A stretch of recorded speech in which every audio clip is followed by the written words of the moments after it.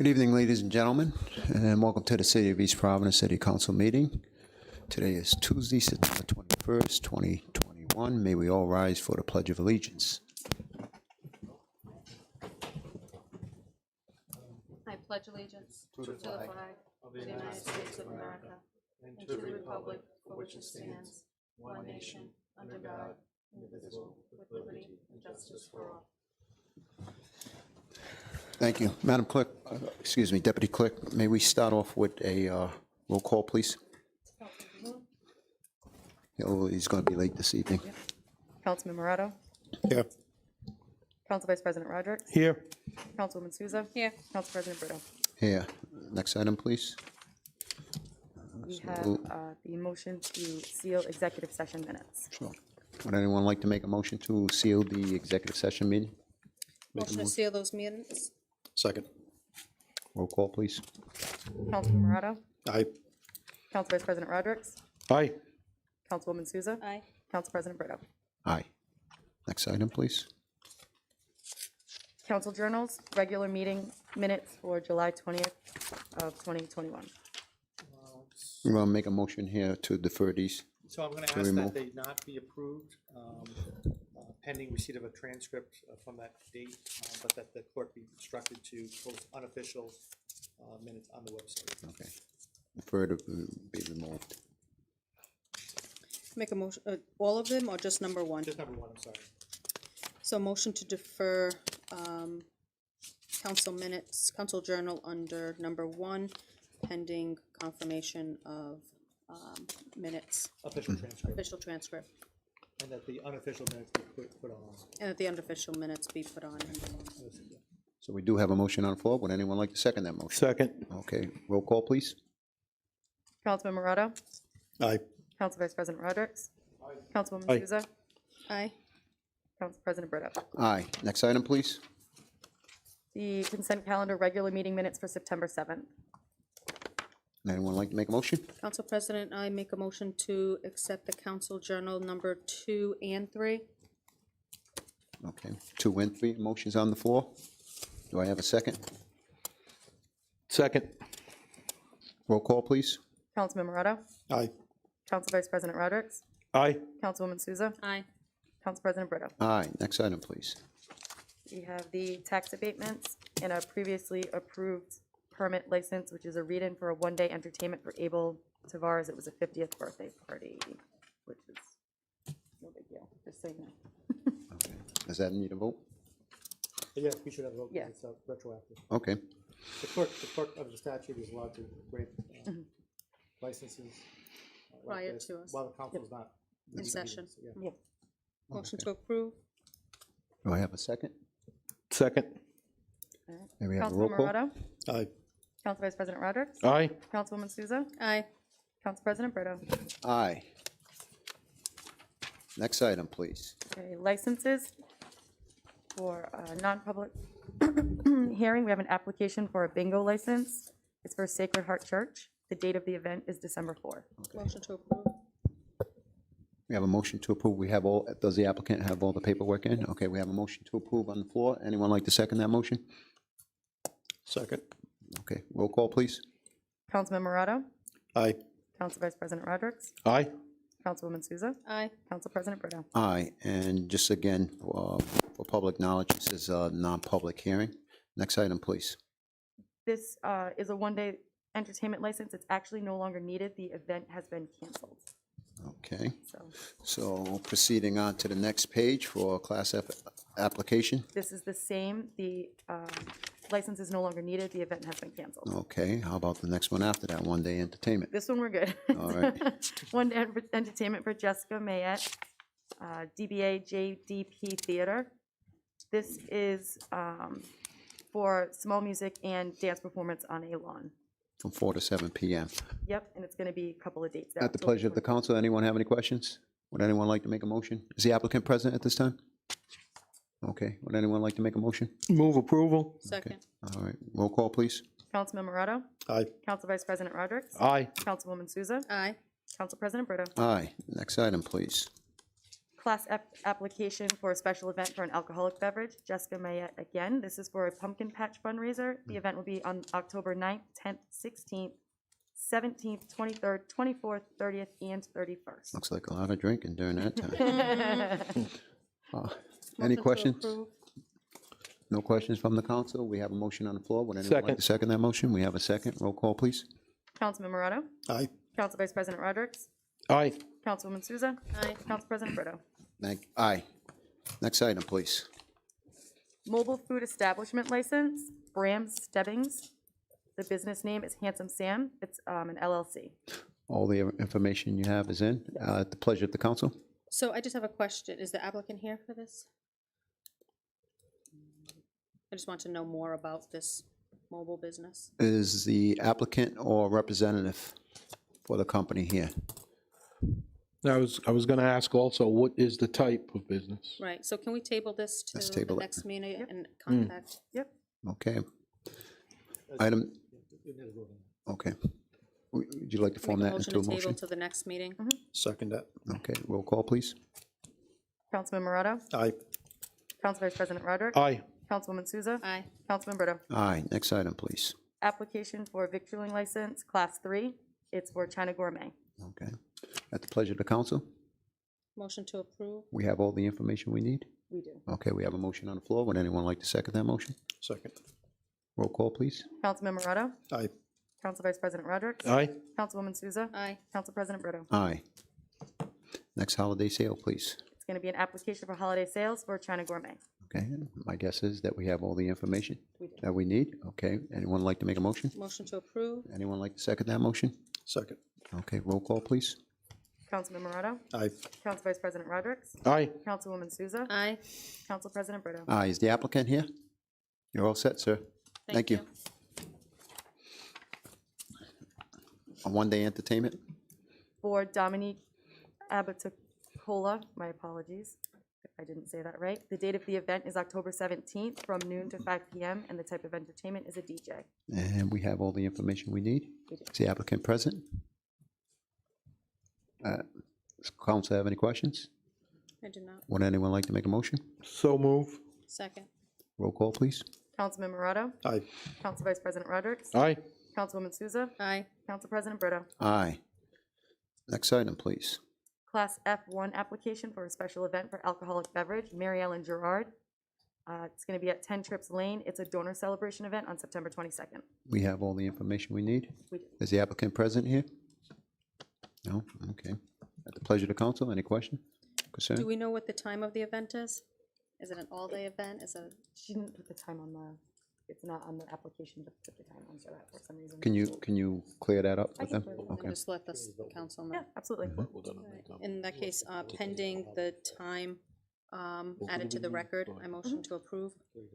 When is the event? September 22nd. may not want to bring it up. Will this delay that's tomorrow? I can call them first thing in the morning. I don't have a problem approving. Yeah, okay. I mean, it'd just be nice to know the time. Yeah, for some reason that application It's a doesn't weekday, so- require Right, a time on it. I'm not sure why. for an alcohol license? Yeah, it's not, not. All right. Motion to approve? Okay. Second. Roll call, please. Councilman Morato? Aye. Council Vice President Rodrick? Aye. Councilwoman Souza? Aye. Council President Brito? Aye, thank you. License requiring public hearing, there are none. Do not have any. Communications? Any communications There on? is a, Community family friendly 5K? yep. we have a date change. Okay, yes, we just have a date change on this particular one here. Nick Rebar came in front of the council a couple of meetings ago to, just to let us know that he's interested in having a 5K race on September 26th, but they like to move that date to October 24th. Everything was approved at that point in time. It's just a matter of changing the dates. Okay. Motion Anyone? to approve? Okay, Second. roll call, please. Councilman Morato? Aye. Council Vice President Rodrick? Aye. Councilwoman Souza? Aye. Council President Brito? Aye. Public comment.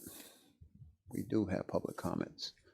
We have 1, 2, 3, 4, 5, 6, 7. Lorena Steele on chickens. Ms. Steele, please approach the podium.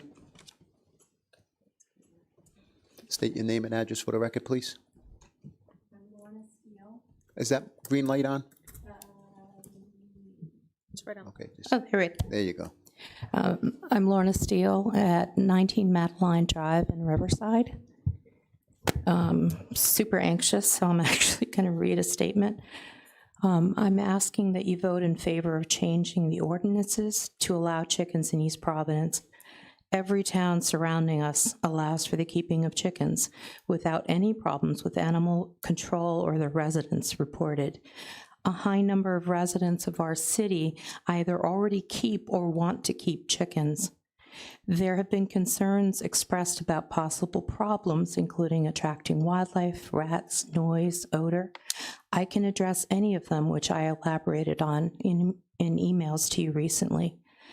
There is no reason for concern, assuming proper setup and care of the chickens and clearly set ordinances. I welcome any of you to inspect my setup. I was the Director of Humane Education at the Rhode Island SPCA and have also been a licensed wildlife rehabilitator for over 30 years. I know the information I'm setting forth to you, including the emails, to be true and doable. I also mentioned to you in the emails that I would be happy to offer free seminars in East Providence for anyone considering the keeping of chickens to ensure that they start with sufficient knowledge to do this right and to avoid the possibility of those very problems that concern you. I had a complaint come from my neighbor and agreed to make changes to the placement of our setup. We are in the process of building a 6-foot privacy fence between our properties. And we are also moving the entire coop and run as far from her as we can. At the very minimum, it will be 15 feet away, though in reality further. These changes will be completed as quickly as possible.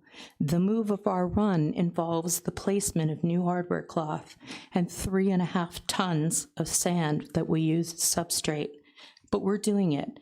It's by no means an easy task, and we've pulled in multiple family members to make this happen.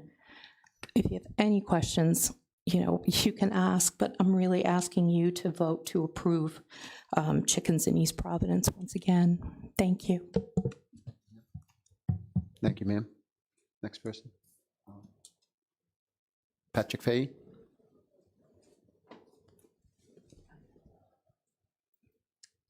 State your name and address for the record, please. Patrick Fahey, and I reside at 19 Madeline Drive. Okay. I'm the one who's going to be moving the 3.5 tons of sand. I just want to speak to the fact that when we moved to East Providence, we were under the impression that chickens were legal, and it was, we operated in that regard. I'm here basically to vouch for the fact that all the work that we need to do to keep them, care for them, and provide safe and sanitary conditions will be done. And again, like Lorna said, we invite any of the council members to come and see the setup and see how secure it is and see how clean it is. And that's the extent of my comments.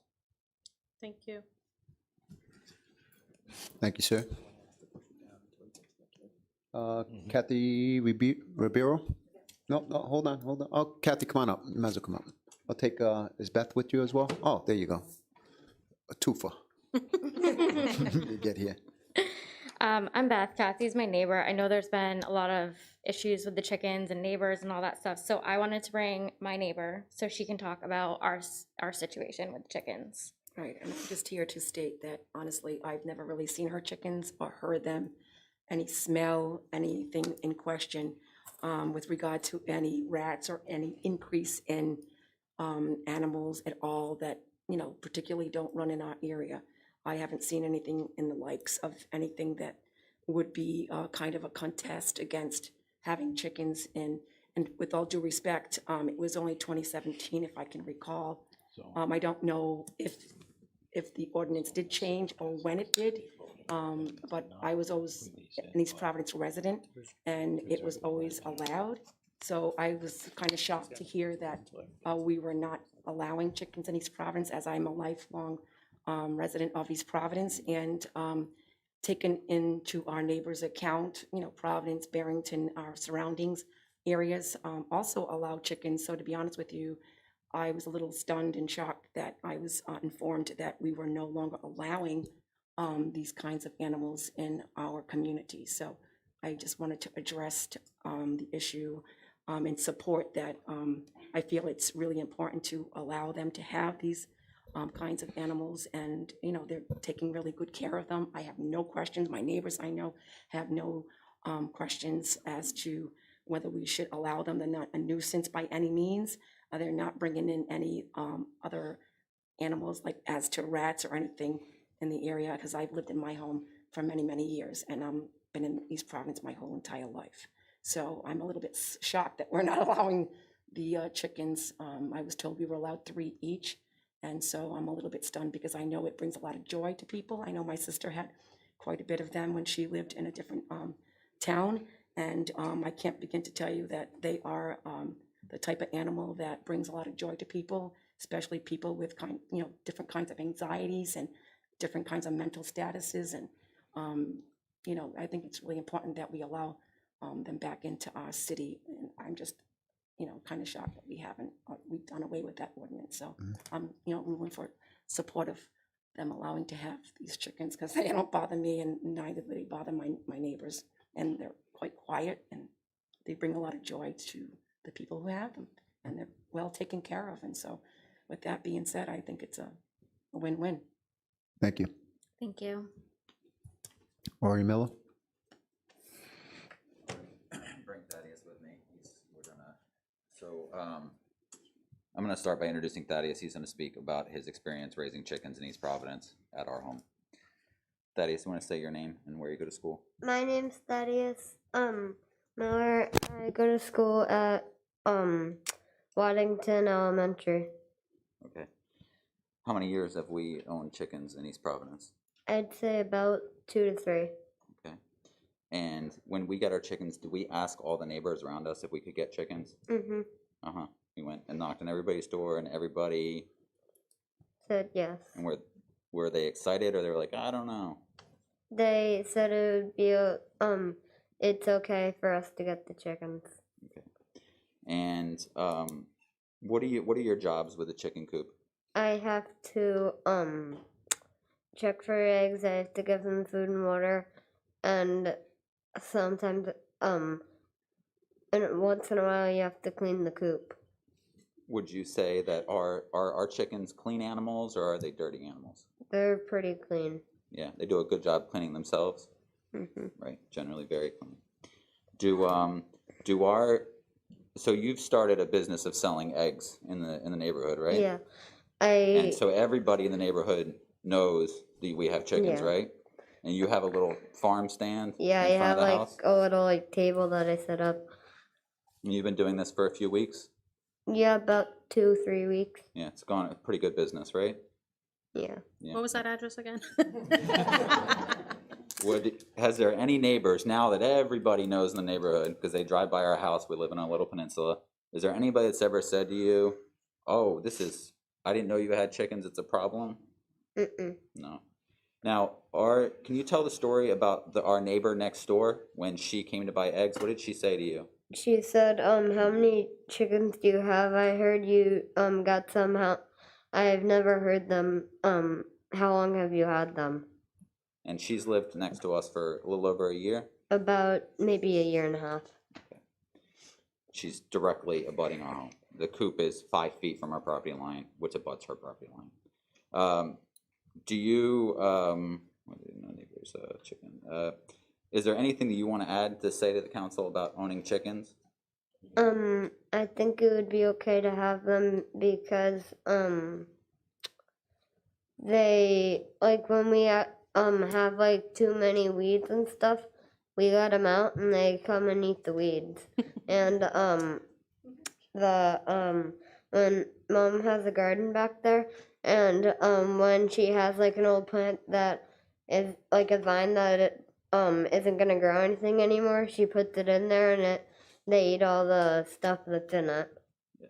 Very organic chickens in a whole nice little farm setup. Okay, so I want to just talk really quickly about how we came to have chickens in East Providence in my family. We actually started because a neighbor of ours had chickens, and we did chicken sitting for her. So that's actually why we thought chickens were legal. That she's a landscape architect and had a beautiful setup. So we were like, that's a great opportunity for the kids to learn about chickens. We actually went out to the city, got a permit to build our coop. The permit, building official came out, inspected everything. It was plainly obvious that we had a chicken coop. And I actually had, I don't think I would have pulled a permit if I knew we could have had chickens, but the guy came out, inspected everything, and it was good. And now we have a permitted chicken coop. I got them because I wanted to give the kids an opportunity to learn about raising animals, and frankly, it's a lot more family-friendly activity than a dog, particularly for young children. To prepare us for this, we actually took a class in the city of Providence that was administered by the Mayor Alorza's chief of staff, and which again, we took this class because she was an expert, and we also thought at the time that chickens were legal in East Providence, presumably, again, being taught by a high-ranking city official in the city of Providence about how to raise them correctly. And so I think that there are some opportunities, like with any animal, things can go sideways. People don't take care of their animals, and it gets nasty. I can say that, dogs particularly, there's plenty of examples, and we can think of our own neighborhoods, but chickens are fantastic animals. They're loving animals. They actually will chase us around the yard because they recognize us as their caretakers. And it would be devastating emotionally for my children to learn to lose their chickens, but it would also be devastating for my confidence in the city to make pragmatic, smart decisions that are in the best interest of the entire community. So we expect the city to make the wise decision and approve chickens in East Providence formally. Thank you. Thank you. Nicole and Jeffrey Grant?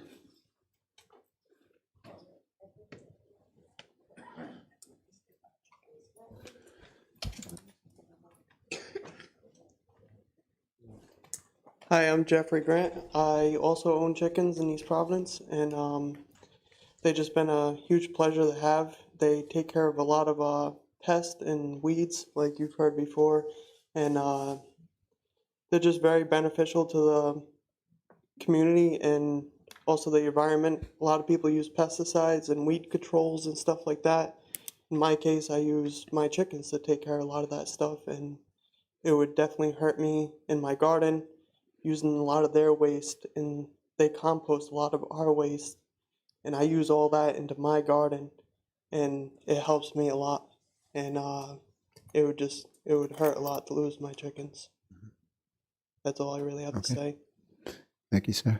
Thank you. I'm amazed by the amount of people that will confess to the fact that the law is. But thank you anyway. I'm sorry. Sales tax and- Oh, we got some, just for the record, so you don't have to read it in, but if you want to just let us know what the tally is versus, I think these are emails that we have received regarding chickens as well. So, Council President, I received 7 emails in favor of and 1 phone call this morning in favor of. Okay, very good. Thank you. That concludes public comment at this point in time. We're moving right along to appointments. In appointments, we have the Library Board. It's a reappointment of Elizabeth Ingraham. Her term will expire on 10/20/24. So if I may, Mr. Solicitor, combine number 1 and 2 with the Library Board, and I'm only putting these out for reappointment because last year we appointed both of them as a council for a 1-year term only so we can stagger the terms. This will complete the library boards of having it staggered, so in an event that or when somebody's term expires, it's not everybody's term expires, which I think is a great way of how a board should be operated. So I'm asking at this point in time for appointments number 1 to reappoint Elizabeth Ingraham. And number 2, reappointment of Kathy Dias to stagger the terms. Motion to approve. Second. Deputy Clerk, may we have a roll call vote on this, please? Councilman Morato? Aye. Council Vice President Rodrick? Aye. Councilwoman Souza? Aye. Council President Brito? Aye, thank you all. Next item, council members. We have a request to rescind Scorpio towing application for wrecking towing license, section 8-523, and it's a vote on Councilman Morato. Correct. So at the last council meeting, there was a couple of things that we're gonna look, we had to look at. One of them was the revoked license by Secretary of State. And also going to check with the DPUC, I believe. PUC. And is there any updates on those two?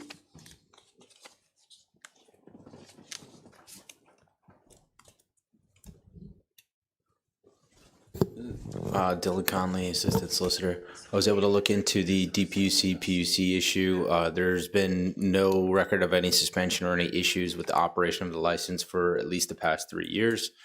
DBR regulations on review of business licenses usually does a cap for a 3-year back review. You can think about it like a statute of limitations almost.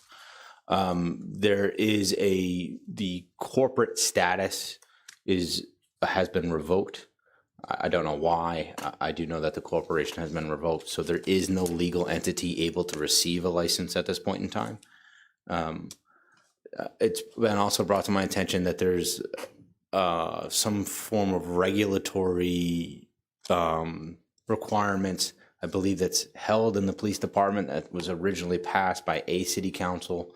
I'm looking to review that as well. I was made aware of that, I would say 5-ish today. So I need to double check that portion of it. In the meantime, though, no license can issue because their corporate status is revoked.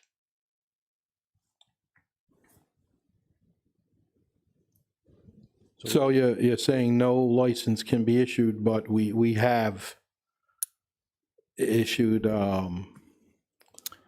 You've given a license, so it sounds like it's in order to revoke then until it's a pending approval. it's pending, so it wasn't, So it was pending what you reported on and, okay. no license has been issued at this time, nor can any license be issued because there is no entity to give it to. You have to be a corporation in good standing in order to be legally capable of having property. Property, in this case, is the license. So the request, Councilman, is to rescind the application, correct? Correct. Not necessarily, we're not reversing a vote because it's pending. So I would agree with you that we would be rescinding just the application, and then does this come before us again? If the applicant decides, I would think, if the corporate. Who has the ball next after tonight? So if you just, So the burden would fall on the company once they have met all business entity requirements to then come before the council and ask for a license. But those regulatory steps, and this is something that I spoke to before, there is a process. So there's the licensing, which then allows us a business to be in the city and operate in the city. And then there's the tow list that then has further regulations that a company must comply with to be then approved by the council to get onto the tow list. And the company that we're talking about now has not met any of those requirements. I know that the council approved subject to a lease agreement, but even within that lease agreement, they still didn't meet the requirements for the company to be on the city's tow list. I can't speak to that particular No, issue. I mean, I have the documents, I have the regulations, and that's why I spoke about it earlier at the initial council meeting to the council, but unfortunately, the vote was taken in the affirmative, and now it's being brought to light again. But it was pending. But there were other regulations that they didn't meet to be on a tow list. But And they could have between then and now. We don't know, you know.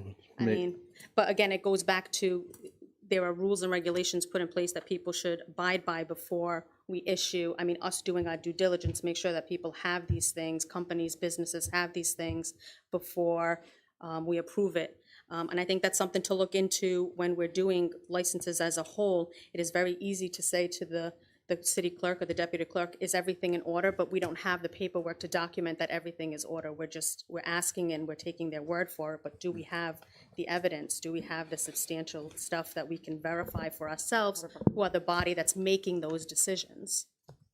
I myself need to see that you have everything in order so that I can make the correct decision and not have to come back and go through the process again, waste people's time to come out to a council meeting and wasted discussion. And it's not a wasted discussion, so that's not the right terminology, but it just, But this issue never came up with the license being revoked. That's what the it- discussion is this evening. well, their license was, we mentioned it before. No, it was the The license has not been revoked, the corporate charter has been. corporate charter. Yeah, it is. On the Secretary of State, it's been, yeah, it was revoked back in July. Corporate charter, yeah. Yeah, and that was, they came to us after that. But, okay.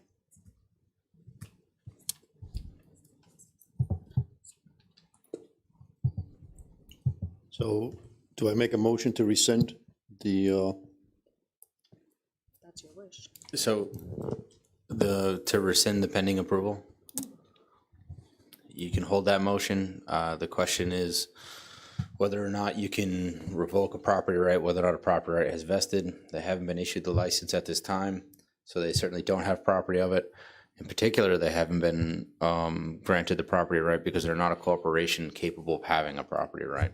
So kind of considering that right now, to rescind the pending approval, given the fact that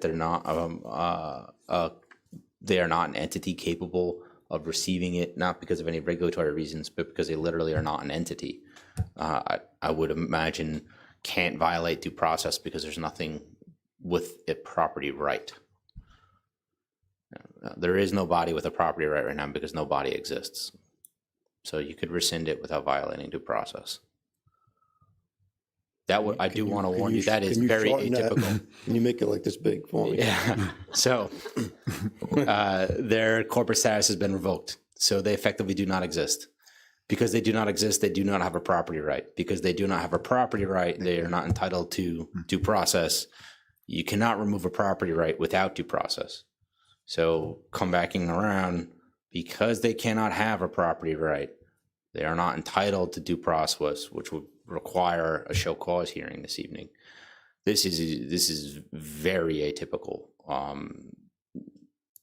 The assumption is always that you put on a show cause hearing and you give the applicant the ability to respond to a burden.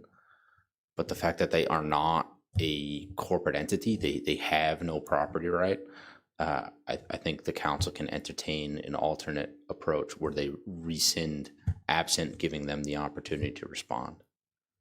It's atypical. I mean, in theory, someone could bring a legal argument saying it's violative of due process and you'd have to go through a show cause hearing.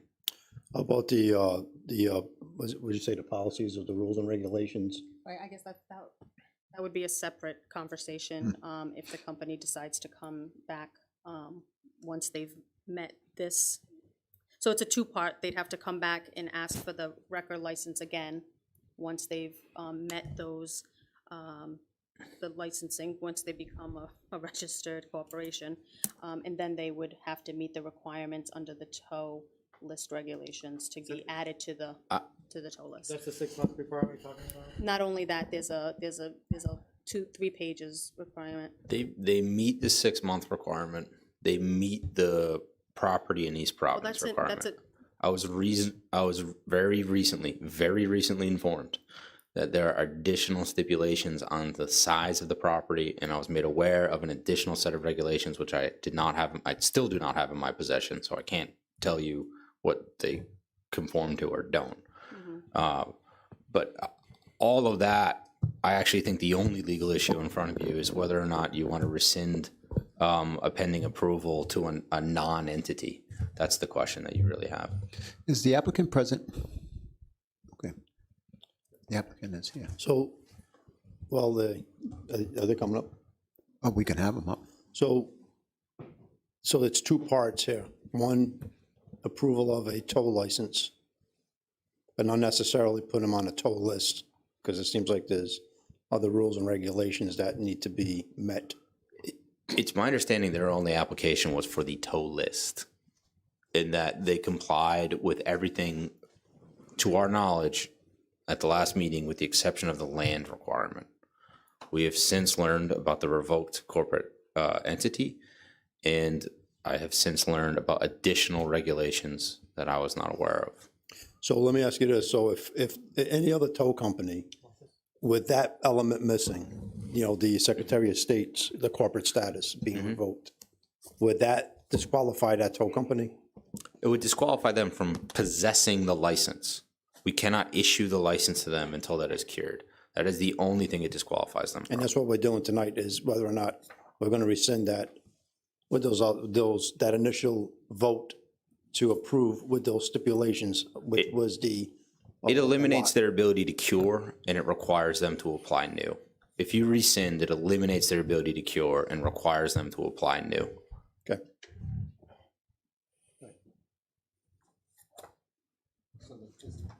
The applicant aware of this? Yes, we just found out it was just a minor filing error, and the owner is going to fix it first thing in the morning. So however long that's going to take, I can't speak for him, but I do know that he's going to fix everything first thing in the morning. Okay. He will be speaking with his attorney and his accountant in the morning just to get the whole situation taken care of. Okay, very good. Thank you. Oh, it was an annual report. Yes, that's what it is. an annual Yeah, that's all it report. was. But they are required to file. Okay. I'm going to stick with the being rules are rules, and what goes for one goes for others. And I want to make a motion that we rescind, and the company can refile it on a later date. Okay. Is that good? So basically, after this, we just refile. We can refile again once it's fixed, and then come back to a city council meeting. Exactly. Okay. They meet all the other requirements, whatever they may be. As far as everything Yes, we else, have received the tow yard in East Providence. we have the tow yard. We have everything else that you guys asked for, and then some. Other than this Get all your minor. paperwork in place and then come back. Okay. Okay, so there is a motion on the floor at this point in time by the councilman. I'll second that. Okay, Deputy Clerk, may we have a roll call, please? Councilman Morado? Aye. Council Vice President Rodrick? Aye. Councilwoman Souza? Aye. Council President Brito? Aye, thank you. Thank you. Okay. Thank you, Mr. City Solicitor. Next item, please. Community meeting, September 23rd, 2021 at 6 PM. Discussion only. Councilman Morado. I'll just make it quick. So on September 23rd, 6 PM at the Weaver Library down the road, I'm going to host a community meeting to discuss ADA customer service for our residents. And I'm already getting feedback. For example, I know that Sabin Point doesn't have any handicap accessible parking or ramps to have handicap wheelchairs, access that bike path, the walkway. I also have another community member, Chrissy Rossi, for example, has identified that we have a ton of playgrounds throughout the city that they're not ADA compliant, and working on a solution as to how to, meet that. So the meeting hasn't started yet, and I'm already getting good feedback as to how we can make the accessibility for ADA accessibility throughout the city, and how we can better serve our residents when they come into City Hall for various reasons. So September 23rd, 6 PM at the Weaver Library. Thank you, Councilman. Next item, please. Chicken ordinance update as previously tabled on August 17th, 2021. Discussion only. Councilwoman Souza. So the chicken ordinance that was previously brought before the council spoke more to addressing a mental health issue or emotional support that was to take care of an immediate situation.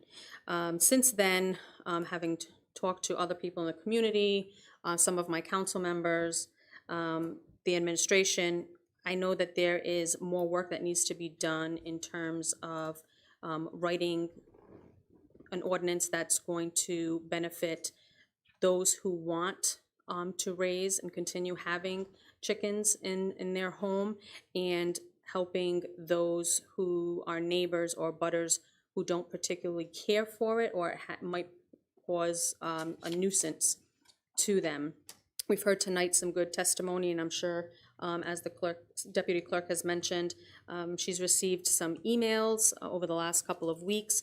So I look forward to continuing this work and getting together with those in the community who can speak to it and give some guidance, along with any other council member who may be interested in participating in brainstorming through. I probably will have a community meeting just on this topic alone in the near future, and we'll report that out so that we can get together and formulate something that's going to work well for everyone, but then not have it go overboard. You know, there are always going to be those who aren't happy about it and don't want it and don't see a benefit in the city for it or in their neighborhood.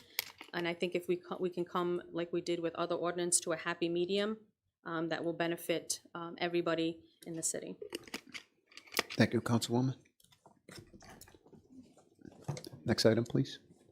An ordinance for second passage, an ordinance and amendment of Chapter 18-307 of the revised ordinances of the City of East Providence, Rhode Island, 1998, as amended, entitled Vehicles and Traffic. The summary is moving the no parking sign from the south side of the street to the north side of the street on Sunset Avenue, with special markings to be painted in designated areas. Councilman Morado. So I spoke with the DPW director, and he asked that this language be further cleared up. I do have the language that he is recommending.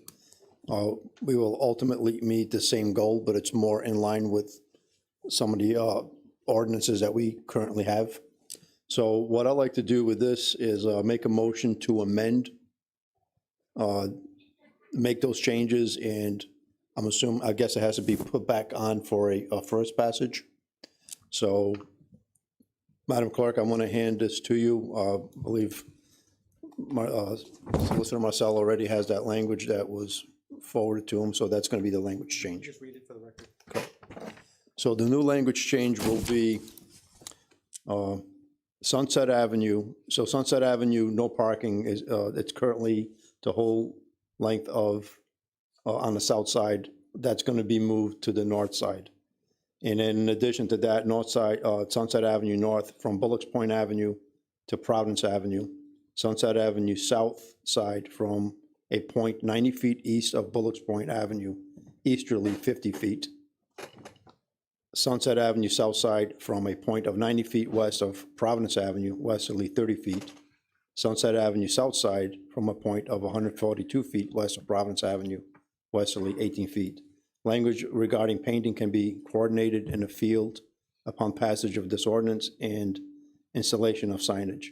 It sounds confusing, but like for the example, 90 feet from Bullocks Point Avenue and then 50 feet from that 90 feet, it's to eliminate cars parking behind those driveways so they can safely back up because the road is narrow to begin with. Once explained, it does make sense, but DPW asked that putting it in with this language will help them with the signage and the markings of no parking. So although this is a public hearing, because it's being amended, it's not going on as a vote for first passage. We're just changing the language, as the councilman has stated. There will be no public hearing on this until the next council meeting we have will be on for first passage. He's going to amend it. So he's going to move to strike the language in the current ordinance, the proposal, and substitute what you just read.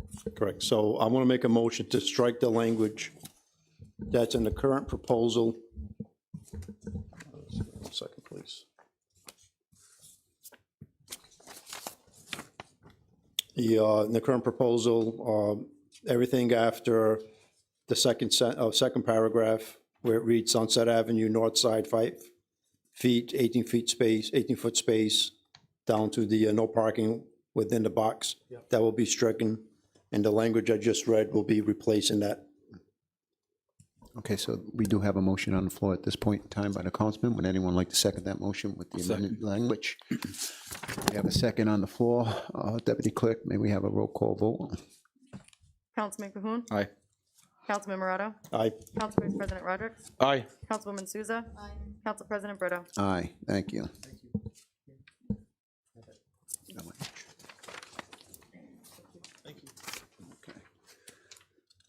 Continued business, there's none. New business, we'll take on mayor communications. Deputy Clerk, mayor communications.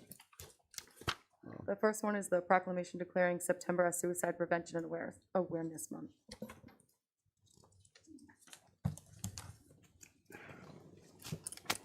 Good evening, Mr. Council Gonzalez. President, fellow members of council.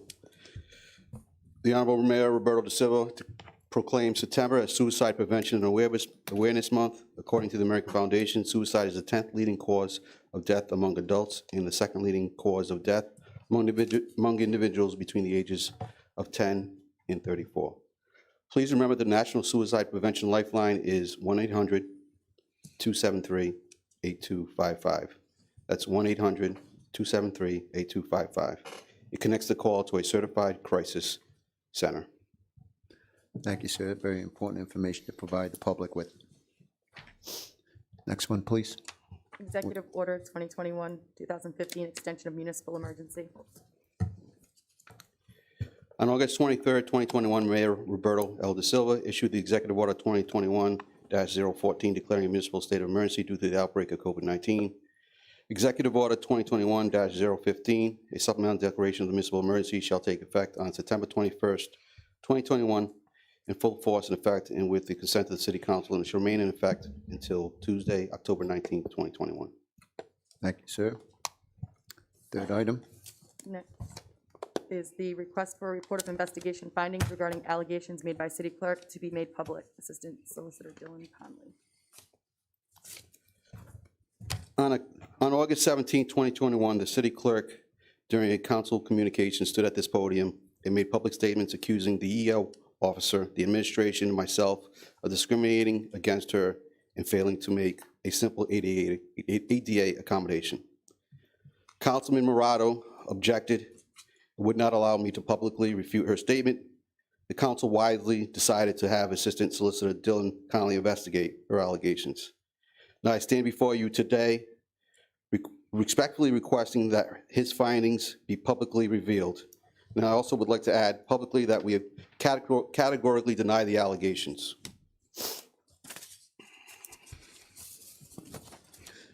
Next is the announcement of the Halloween car parade to be held on October 30th, 2021.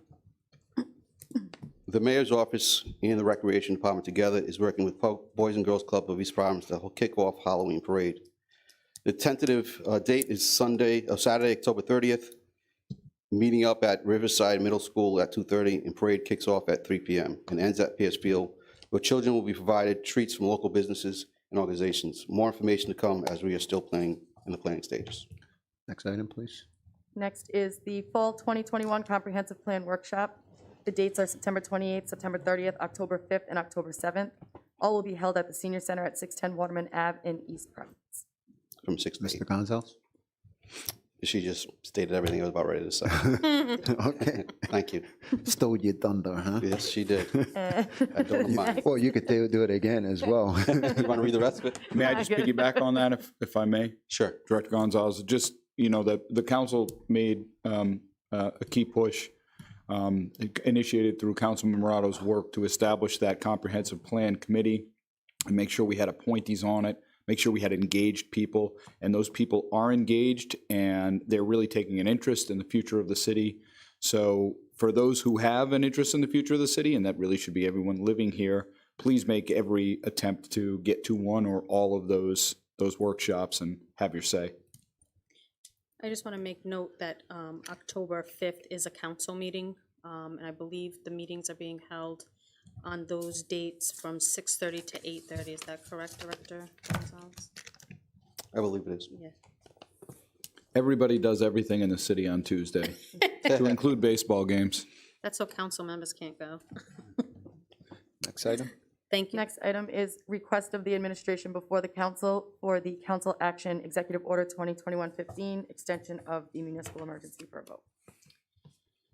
So I just, I've been going back and forth with this extension of the municipal emergency order, and I don't see, so in the community as a whole, I've been watching the numbers, working in healthcare, I've been watching the numbers, and with 76% of our state being vaccinated and a good number already halfway through the vaccination, I don't see a real just cause and why we would continue to have these executive orders in place. I know that communities, businesses throughout the communities, they're open. People who are vaccinated are in them. There's large crowds that are gathering, with exception to public offices like city-owned property. In terms of buildings, those are the only ones that I know of. Schools, City Hall, maybe DPW offices, libraries, that people are being masked. And I find that those areas, people are already not, it's not an area where people are congregating in large groups. I'm sure upstairs in the employee cafeteria or break room, it's all separate. We're still trying to maintain those 6 feet. We have all these nice barriers up in the departments to protect people from, any cold or viruses that would happen. I don't see the need to continuously extend this. There are only less than a handful of other municipalities that even have executive orders still going. And I understand that the governor, for whatever his reasons is, and probably at the recommendation of his health team, continues to do this. But honestly, I don't see on a city level why we as a city need to continue doing this. Well, a part of my response to you is in your answer. The governor depends upon his health experts to give us advice. We take his advice. We like to stay in lockstep with the governor in the executive orders.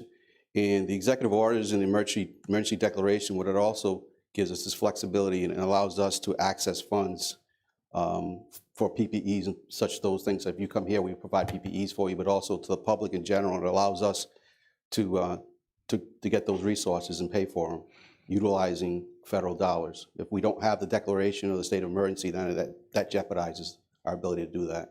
But we have been allocated a large, substantial amount of money for COVID relief. You're right. And that's not gonna, we're not gonna get any additional on top of what's already been allocated. We could more than likely be able to access other funds when we have the state of emergency.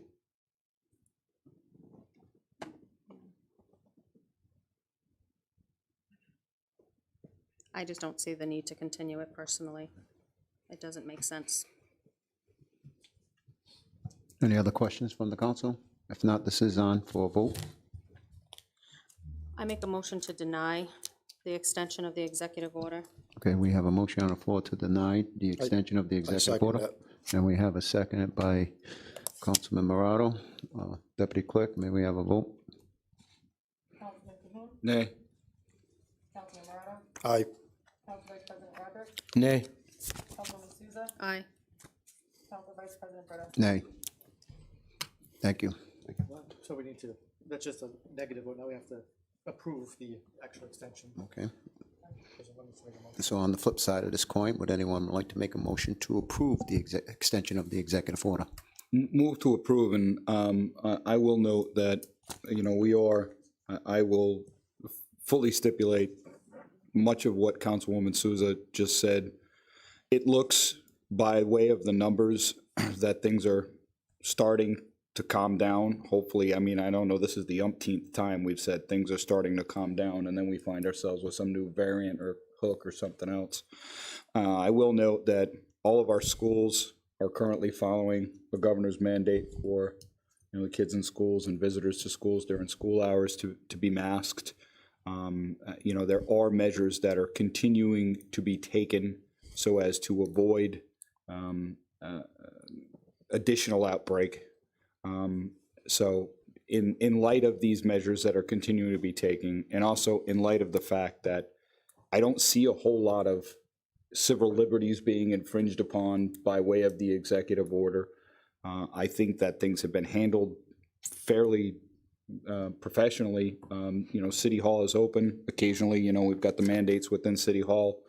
To me, I don't see a whole heck of a lot of downside versus the opportunity to potentially lose funding. So to that end, that's why I make the motion to approve. Okay. I'll second, and under discussion, while understanding Councilwoman's anticipation that this come to an end, and I see both happening. I see things getting better, but the nightly news says that numbers are also at times going back up. If you talk to people working in hospitals, emergency rooms are being crowded again.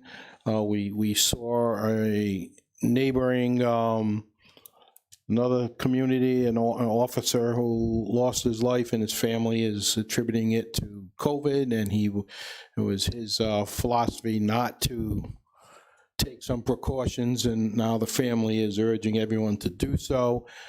So, and our director of the Rhode Island Health Department, the governor, and national medical figures are saying we're close, people, but we're not quite out of the woods. You know, I'm willing to go a little further. When we look at the national scene, the states that are not doing masking and having precautions, we know what's happening. Their numbers are off the charts. Florida, other southern states. The Northeast, where a lot of us are tending to wear masks, and in between speaking tonight, I've had my mask on and off up here. We see this numbers are a little better. So I'm looking at those statistics and willing to bear with this another month or so. I see area restaurants, you can go in without a mask. We can go into stores. I was in a couple of 3 stores today. I didn't wear the mask. People weren't wearing the masks working there. So it's not affecting the business community really in East Providence in a real negative way. I think we're all changing our way of life. I no longer give the big embrace when I see someone I haven't seen in a while, and handshaking's kind of down, maybe a fist pump. So it's nothing personal. I'm not trying to take sides with anybody here, but I'm willing to listen to the expert advice and go another month with this. And for that reason, I vote aye to second. Okay. I'll just say real quickly that whether someone wears a mask or not is their prerogative. However, I will say that in support of wearing a mask and the 6 feet separation, I had a close friend, a family friend, who way back last winter was vaccinated by the Pfizer shots, 2 shots, came down with the virus, spent 3 days in the hospital and a week and a half in rehabilitation. So before everybody was talking about whether or not once you got your shots, you're clear to go, I didn't believe in that whole thing because of the fact that I witnessed it firsthand through a family friend who's an elderly person as well, by the way. So I'm just in favor of the mask because, you know, it helped bring the numbers down. However, someone chooses not to wear it, that's their prerogative. But with respect to the executive order, I will certainly support this order. So I will vote for this. And that's the reason why I'm voting for this. We have a motion. It was seconded. Deputy Clerk, may we go through with a roll call vote? Councilman Cahoon. Aye. Councilman Morato. Nay. Council Vice President Rodrick. Aye. Councilwoman Souza. Nay. Council President Brito. Aye. Thank you.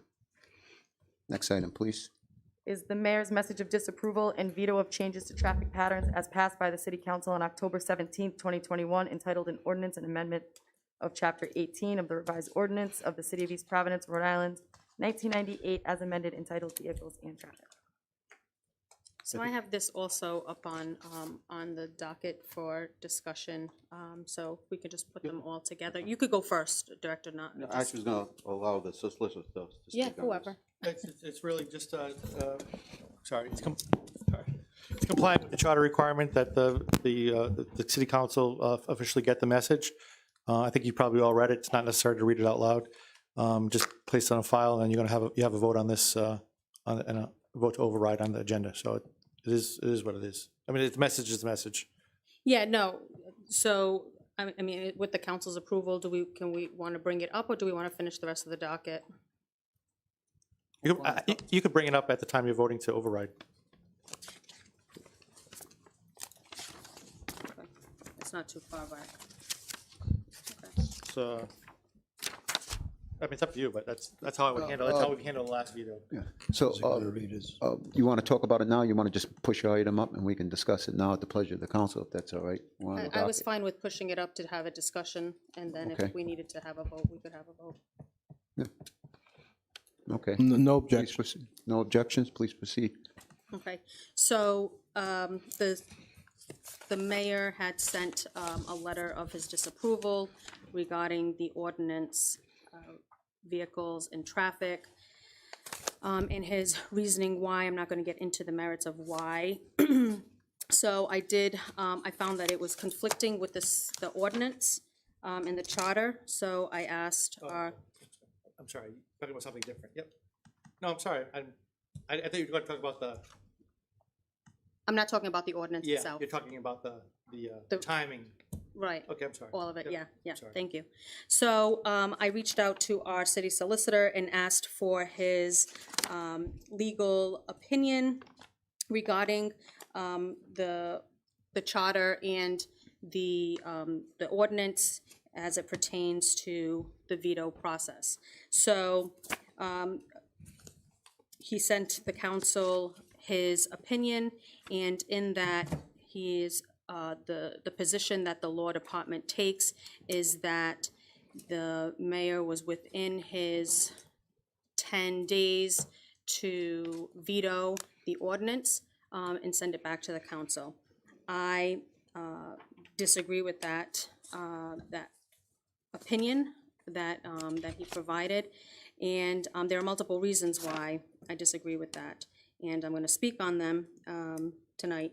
So first, the facts of this are that the ordinance was adopted initially on August 17th for first passage. It went through the advertising, went down for second passage where it was advertised and came before the council for a public hearing, at which time the council, by a majority, unanimously passed the ordinance on August 25th. So here's where I disagree with our solicitor's opinion and sought other outside counsel's interpretation of this opinion and that I'm going to share with the council. So per our ordinance, section 3.6, it speaks that the passage of an ordinance over veto is that the section provides that no ordinance shall take effect without the approval of the mayor unless, so if the mayor fails to sign within 10 consecutive days. So 10 consecutive days includes weekends and holidays. It's 10 consecutive days. So we passed, final passage was on the 25th of August, so 10 days would bring us to August 27th. The mayor did not send his letter or veto disapproval until September 2nd. Now, I understand that it is the position of the law department that there was a transmission issue and that the transmission of, so two parts. The council president didn't sign the ordinance, which does not codify an ordinance. The council president's signature doesn't make it final passage. So his signature on the ordinance doesn't have any weight in terms of final passage, which took place on the 25th. And then the transmission to the mayor's office falls on the burden not of the council members, right? So that is a clerical transmission. So to say that the council didn't get the mayor the ordinance within 10 days or 24 hours, that's not the council's burden to provide.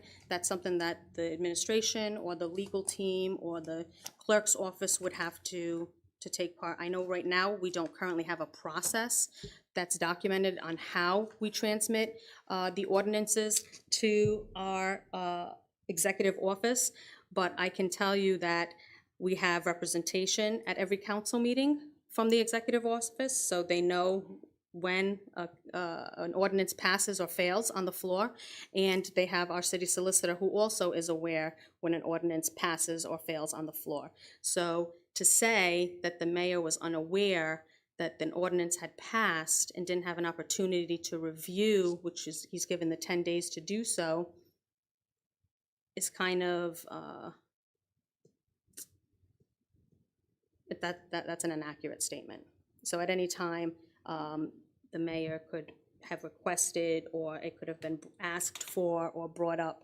Now, there are always, well, the council could hold it for 10 days. The council, once they leave the chambers, at least in my opinion, I'm not back in the city hall to hold or sign or submit any paperwork until my next council meeting. So, and I don't know of any council member who would hold on to a document so that it didn't get to the executive office to try to sabotage. Similarly, it could have sat on a desk and then paperwork could have gone on top of it and he didn't get a chance to sign it. So unfortunately, I think there was a lapse in time that was unfortunate given his disapproval of the ordinance, but that the burden didn't fall on the council members or the council as a whole.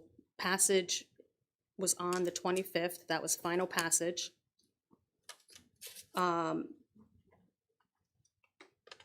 Not 25th, 17th. That was final passage, and that's when, in my opinion, it passed. I mean, I'm sure I'll have more to say after you're done speaking. Yeah, so I think all fair points. I'm not going to suggest that those points are not fair. The process that we do use, well, let's go to the language of the charter. First, 3.6, no ordinance shall take effect without the approval of the mayor unless, number one, the mayor shall fail to sign the ordinance within 10 consecutive days after its passage, or the mayor returns it to the council within 10 consecutive days after its passage with a message of disapproval and veto, and the council no later than its next regularly scheduled meeting shall approve the ordinance by the affirmative vote of at least 4 of its members, notwithstanding the veto, notwithstanding the disapproval and veto of the mayor. I agree with you that the language says passage, and you could take the view that the actual passage occurred on 8/17, because that's the date that the council gave it second passage.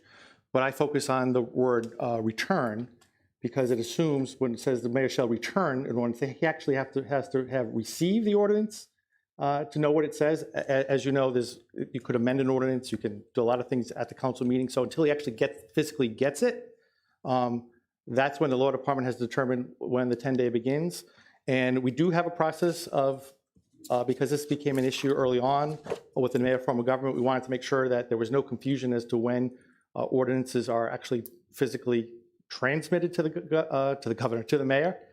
So we actually developed, with the assistance of the city clerk, which is the city clerk is a appointee of the council, not the mayor, particularly works for the city, city council. Working with the city clerk, we devised a form, which is an ordinance transmittal form, which clocks the time, because again, we're all counting on that 10-day, clocks the time that is actually physically transmitted. I understand. But that's not what the ordinance says. The ordinance doesn't say that. Right, I understand that. Transmission, and I get that it's unfortunate. It's a bad choice of words, I agree. But that's not. But we have to be practical about it. The mayor cannot return an ordinance that he never gets. He needs to see the ordinance for either him to make a decision whether to return it, sign it, or veto it and send a message back. And I think the term return there is what the issue is. And I put a lot of weight on that term return because in this case, there's no question that it was passed on the 17th, as you indicated, second passage. It was then physically, what the transmittal sheet shows, it was physically signed by the council president. And the reason why we have the council president sign it is that he's pretty much certifying that, yes, this did exactly happen. This was passed by the city council on whatever. But that's not necessary, and nor it's not necessary, but it's a check. But it's not in the and it's not in the charter. I agree. It's a check. It's a procedure. But the council also has the ability under the charter to set its own rules and regulations. So I consider that a rule and regulation as to how. But we never set that rule and regulation. When did we set that rule and regulation? It's just practice. But we never voted on that. But it's just a practice. So we have the council. I understand. So I'm just let me just finish my. Sure. So we the council, so the council president signed it. On the same day he signed it, it was transmitted to the mayor's office.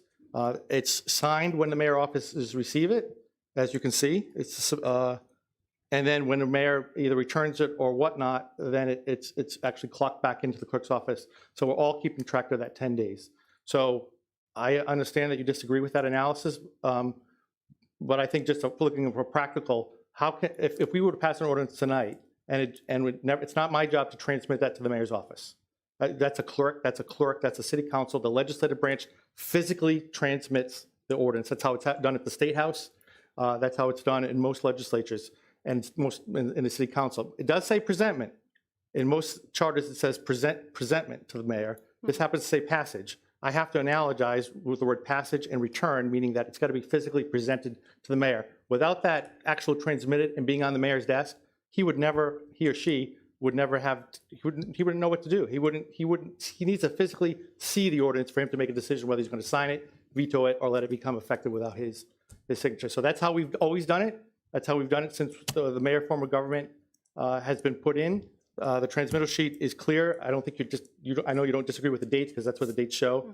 And that's what we do. So I am the solicitor of the city. We made that determination. It's the easiest way to doing it. If you want to challenge it at a later date, that's your right to do so. But that's the process that we have to use, and that's the process we've decided that the charter mandates based upon the language. So when we set the budget dates, we meticulously count out the 10 days so that we can pass it per our vote, because our vote is our final passage. And this has been an ongoing conversation.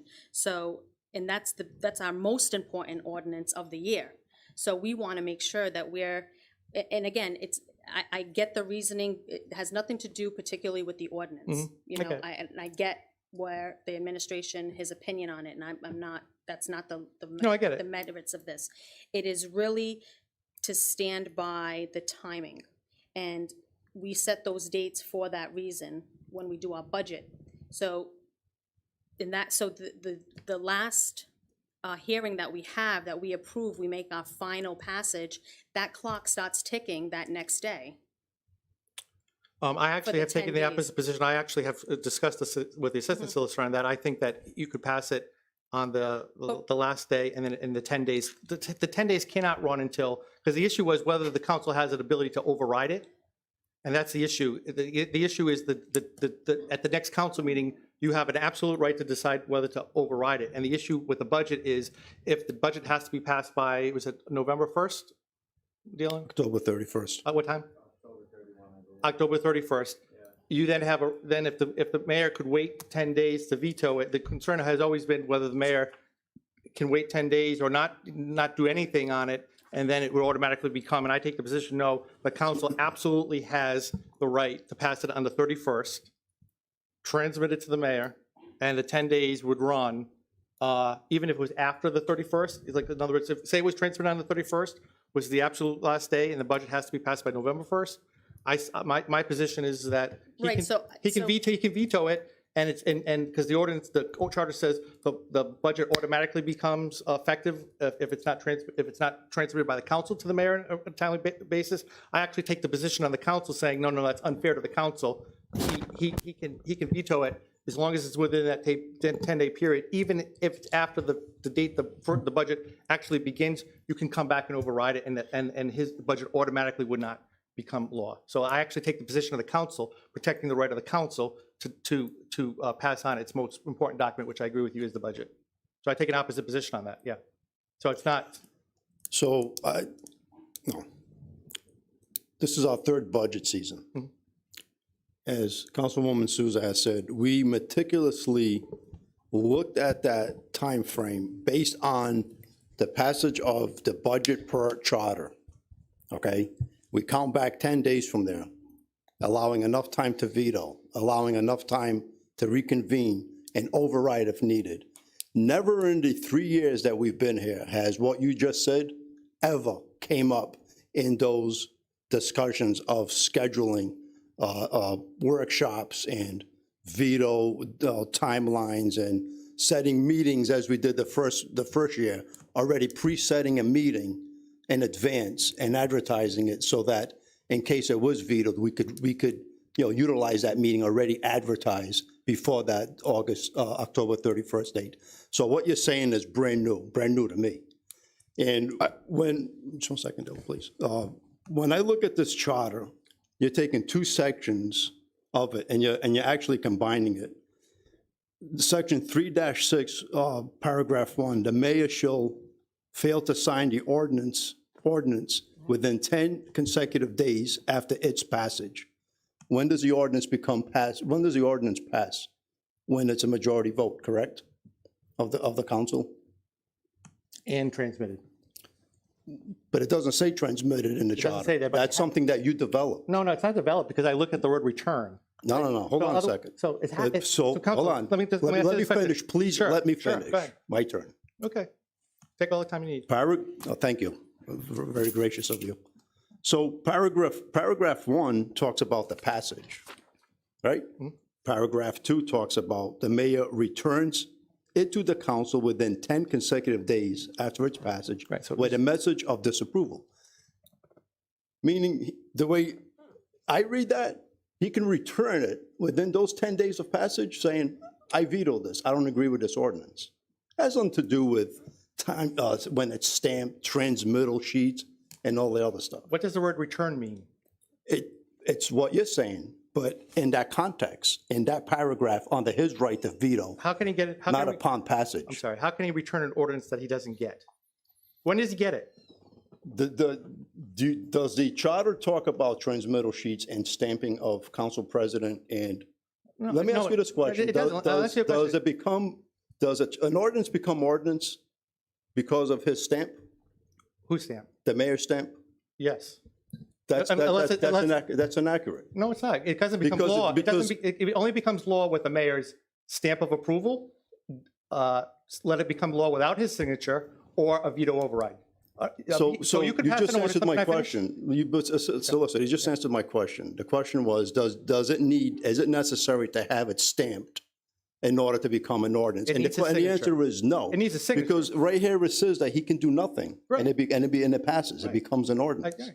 So the stamp is something that you developed in keeping, track, which is good, but it's not in the charter.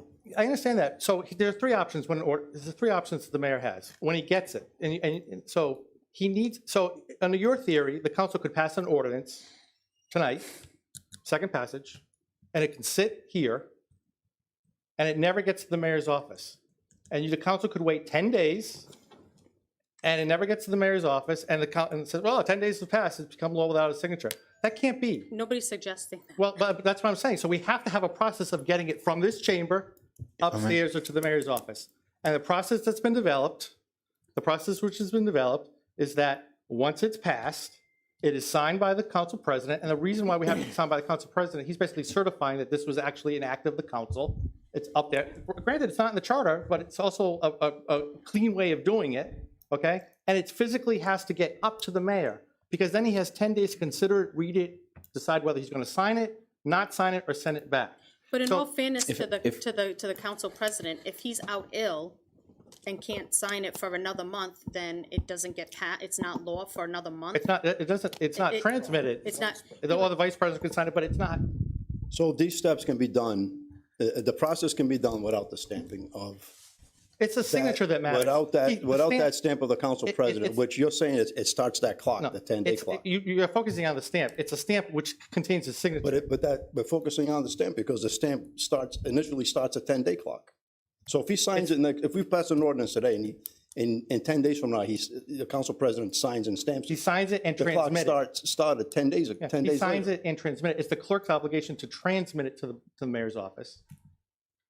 Once he signs it, it's now ready to go to the mayor's office, and the clerk can transmit it. And that's the process we use. It doesn't get transmitted. What has been the process that we've done? Yeah, I'd like to hear from this. This is a little bit tangential, but I actually think it's kind of strikes at the core of a lot of issues we're facing about the importance for high quality administrative function. If these things are transmitted in a timely fashion, this entire debate is literally impossible. That said, may I just raise a point, looking to the federal government, right, and what the Constitution calls for, and the passage of a bill. It says as follows: every bill which shall have passed the House of Representatives and the Senate shall, before it becomes law, be presented to the President of the United States. If he approve it, he shall sign it, but if he shall return it with his objections to the House, in which it shall not have blah, blah, blah, blah, blah, blah, blah, blah. And essentially, the president has a 10-day period, Sundays excluded, which we do not have called out in our charter. We have 10 days period. But I mean, I think it strikes on that issue of the entire, the entire purpose of having the legislative body pass an ordinance and then provide it to the executive body for signature, kind of hinges on the fact that it must be presented to the executive body or the chief executive for signature. If that presentation does not occur, the president's 10-day clock certainly does not begin. I don't know why the mayor's 10-day clock would begin on the night, but I understand it's an interesting question, right? Why would there be an extended delay? If we sit here, and I'm going to Councilwoman Souza's question because that one is the most concerning to me, right? If we pass a budget and we're down to the wire, as we frequently are, and then we not only have to worry about our 10-day clock, but we also have to worry about making a physical presentation, making an official presentation before the 10-day clock. Do we find ourselves in a situation where games can be played, right? And I'm not calling out this particular administration. I'm just saying any administration, does it give them the ability to play games with that 10-day, right? I see it codified here in the Constitution. I don't know that we have it documented anywhere within our own foundational documents. Right, and I actually was looking today to see where does the state lie with this type of thing? Where does and I read that same thing this afternoon. But unfortunately, because we're in a new form of government and we don't have all of those things worked out just yet with terms of language and procedures that can make these things go smoothly, we're gonna run into these types of hiccups. And I'm not, so my then concern is, or my thought process is, okay, so then when we leave the council chambers on a night where a second passage was taking place, does that mean that now should it be the practice that the council president and the city clerk or deputy city clerk immediately transmit so that it doesn't get forgotten the next day, that nobody gets sick and has to miss the day, that there's no lapse in time? For example, Because those aren't things that I think people. every time I've managed budget passage, that's what we've done. We've transmitted from the vote in the evening to the office that night. I don't have the charter in front of me. I didn't participate in the drafting of that. I think there's a drafting of the memo. I participated in the drafting of the charter. Listening to it all, do we use the word passage twice to mean two different things? Because we might, if that's the case, that needs to be fixed. It just says passage. It says Passage from the consecutive days after passage and 10 days after to veto, passage to veto. So it uses passage after the 10 days as well as the initial vote. So it uses passage twice to mean two different things, which means there's a by definition, so that means that there's a statutory ambiguity. The rules of statutory construction are such that anytime there is a statutory ambiguity, you have to look to the entire context of the charter with preference to that particular provision or that particular section to interpret it as a whole. So because there's statutory ambiguity, which is something myself and the Charter Commission can own, you have to look to the remainder of it, and you cannot rest on just the single use of the word passage because it's used twice to mean two different things. In 3-6, it's only used once. It's on. Correct. In 3-6, as I read, the mayor shall fail to sign the ordinance within 10 consecutive days after its passage, or 2, the mayor returns it to the council within 10 consecutive days after its passage with a message of disapproval, which is, the veto. So The first paragraph, we're passing it, and upon passage, that's when it takes effect. He can then, within those 10 days, return it with a message of disapproval. I don't know how that's confusing. Except he can't return it if he never received it. He has to physically get it. I get that, but what I'm saying is that a process was put in place that was never, and it's not part of the charter, and it was not approved or voted by this council. We have council rules that we have voted and changed, and they're there, right? To include, in absence of that, Robert's Rules of Order and all the other stuff. There's a process, 3-minute time limits for public speaking and so on. There's no process. We never discussed or voted on a process of transmittal forms or sheets or anything like that. So, and let's just follow that through, right? So, reading that literally, right? The mayor shall, no ordinance shall take effect without the approval of the mayor unless, 1, the mayor shall fail to sign the ordinance within 10 consecutive days of its passage. So, if that doesn't mean the mayor has to get it first to fail to sign it, then we simply can never transmit it. We could wait the 10 days and not transmit it if we follow that line of thinking, not transmit it for 10 days and then it becomes law, which I don't think is the intent of the charter. I get what you're saying, but my point is, my point is, the way it's being set up right now, the clock starts ticking when that stamp is put on there by the council president. When it's transmitted. But Not the stamp. In this case, it happened to be the day that he signed it and transmitted on the correct. same day. So that's the day.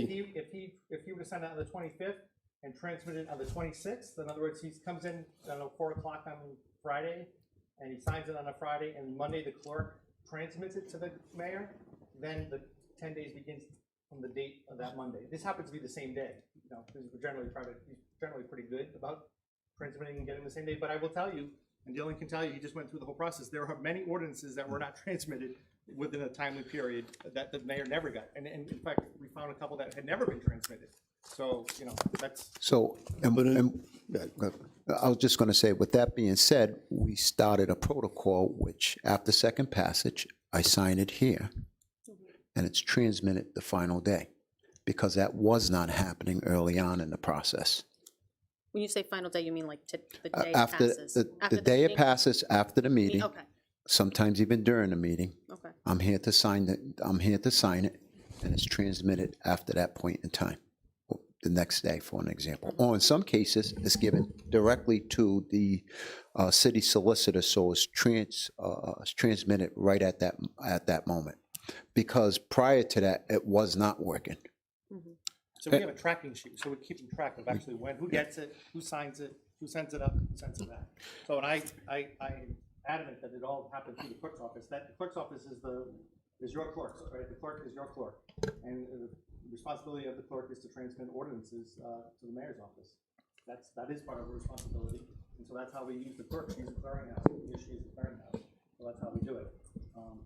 And it's been said earlier, well, what if the president was sick and wasn't here? Well, there are others of us that would step in his place. There's a council vice president, there are others. So I understand. president I was not just- being available Right, wouldn't. but there was just never a process where any council president had to sign any ordinance. Right, but maybe there's No, a you're right. reason You're right now. about that. You're to- absolutely to- right about To that. transmit it, so that wouldn't be something that would hold the transmission process, is what I'm saying. Oh, I see what you're saying. You're saying that Right, the so- clerk could just give it the next day and send it up. if she Yes. wanted. Right, yes, but if that wasn't absolutely. happening. So if they're waiting on a signature, then that's gonna delay the process. You could certainly, if you want to change that process, that's up But to you. there was never an established process. That was something that just happened We needed organically. we needed to have some process Organically, to do it. right, To be perfectly honest, And I understand, and we don't have to continue going into that. Like, I get No, I get all of And it. to be perfectly honest, in some of the research that I found, it is actually an ordinance gets transmitted to the mayor by the clerk. The mayor decides what to do with it, and then it doesn't physically become effective until actually the council president actually then signs it and either gets the message. That's another process. But I don't want you to think I made this up out of thin air. And I did quote a legal treatise about local law prescribes but varies, of course, as to the method and time of presentation of an ordinance to the mayor for his or her approval or signature. on the one hand, it has been held that a formal and literal presentation to the mayor must be shown, which is I'm requiring a formal and literal, in other words, he must get it. And that there could be no waiver of this requirement. In other words, it can't be waived. He's got to get it in his hand. Right. Right? He's got to get it in his Yeah, hand. and it should. On the other hand, that it's been held that a provision that a certified copy of an ordinance should be presented to the mayor for signing is directory and can be waived by the mayor where he or she has signed the ordinance. In other words, maybe a charter says it has to be certified and it's not, he signs it anyway. But it all presupposes that he actually gets it. Right. He or she. And even that's silent in the charter. That Absolutely. she has to bring it up, or he has to bring it up. So, How else would he get it? well, you have administrative staff here. It's public notice, it's advertised, it's voted on. There's not public okay. comment. I mean, listen, I use come on. I use my background in the legislature, and I will tell you this: we pass bills, right? It's not passed when we pass it. It literally then has to be formally. They call it not codified. It's a formal transmittal to the governor, and it's a formal transmittal, and the clerk of the House or the Senate formally takes the passed bill and transmits it to the governor's office. And Are that's those when rules, are those rules written though? Yeah. Okay, but they're not written for us, and that's my point. In the absence of rules, we had to come up with something. Okay, that's my point. Well, I'm just saying, we can codify it. there was a mistake, there room for error because this is all new, and there's not a process that's been set up that coordinates with what the timeline that the charter states. But as it's read, right, in the charter, it is 10 days after passage. I get that it needs to be delivered and seen, but from where I'm reading it, absent of him physically so my understanding is that those things are going up the next day. They're not. I understand you've said that multiple times, I get it. But again, I'm not a full-time employee in the city, nor like the State House where I have like my own legislative office where I can see and maintain those things. I solely depend on the law office and the clerk's office to be doing those things and maintaining it. So if those things are not happening or in a timely manner, that's not something that I'm aware of, and so that's why I'm questioning it. No, and I said, and I appreciate your concerns, and that's why we came up with the procedure that we had, so there's no question as to who gets it, when it's transmitted, so the 10 days can begin. All right. And again, just to be clear, I take the position of the council on the passage of the budget ordinance if it was to be at that last date of November. I say this council still has 10 days after November 1st to consider an override, because again, I take the position to protect the interest of the council. And I've made that clear to the city clerk, to assistant solicitor since the second budget proposal. May we butted heads proceed on that to the one on a next long item time. at this point in time? Would it be fair to say to proceed to the next item? Yeah, do we want to, yeah, we can. We can, do we want to take, I have it on for a vote to. Okay. But Well, we can do it No, later. no, we no, can if do you it want to now, put it on however for a the vote. council- We're on the topic right now. Yeah. I'm just trying to find where it is on here as a vote. Last page, I think right before adjournment. Yeah, it's just the top of the last page. Okay.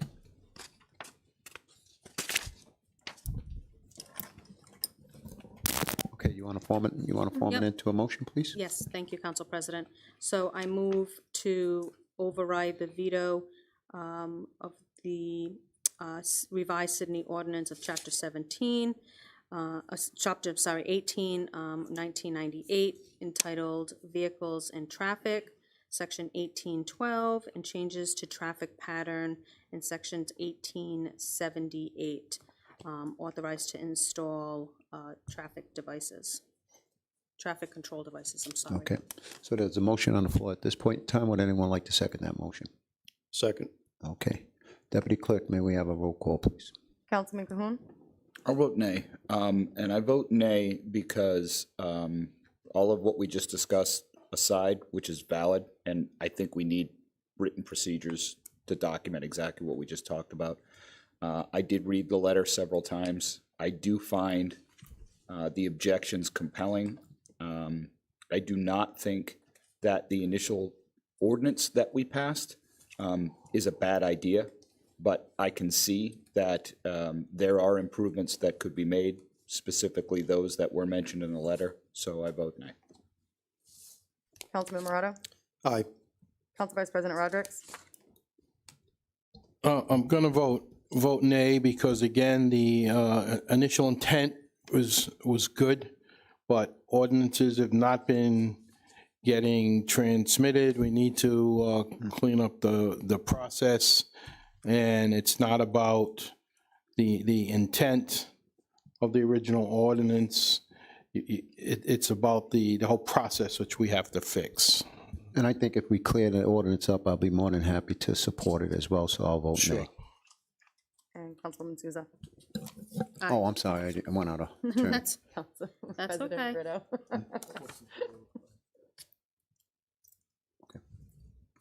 So the motion fails at this point in time to pass.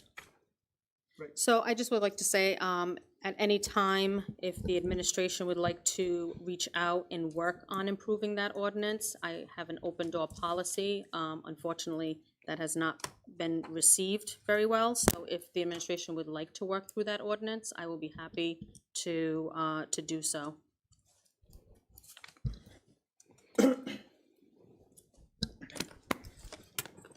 We'd be more than happy to work with you on that ordinance. We wait you to contact us. Okay. Thank you. Thank you. Next item, please. Reports of other city officials. DPW Director Dan Borges, vote to approve the handicap parking request for 38 Baker Street. This was requested by Councilwoman Souza.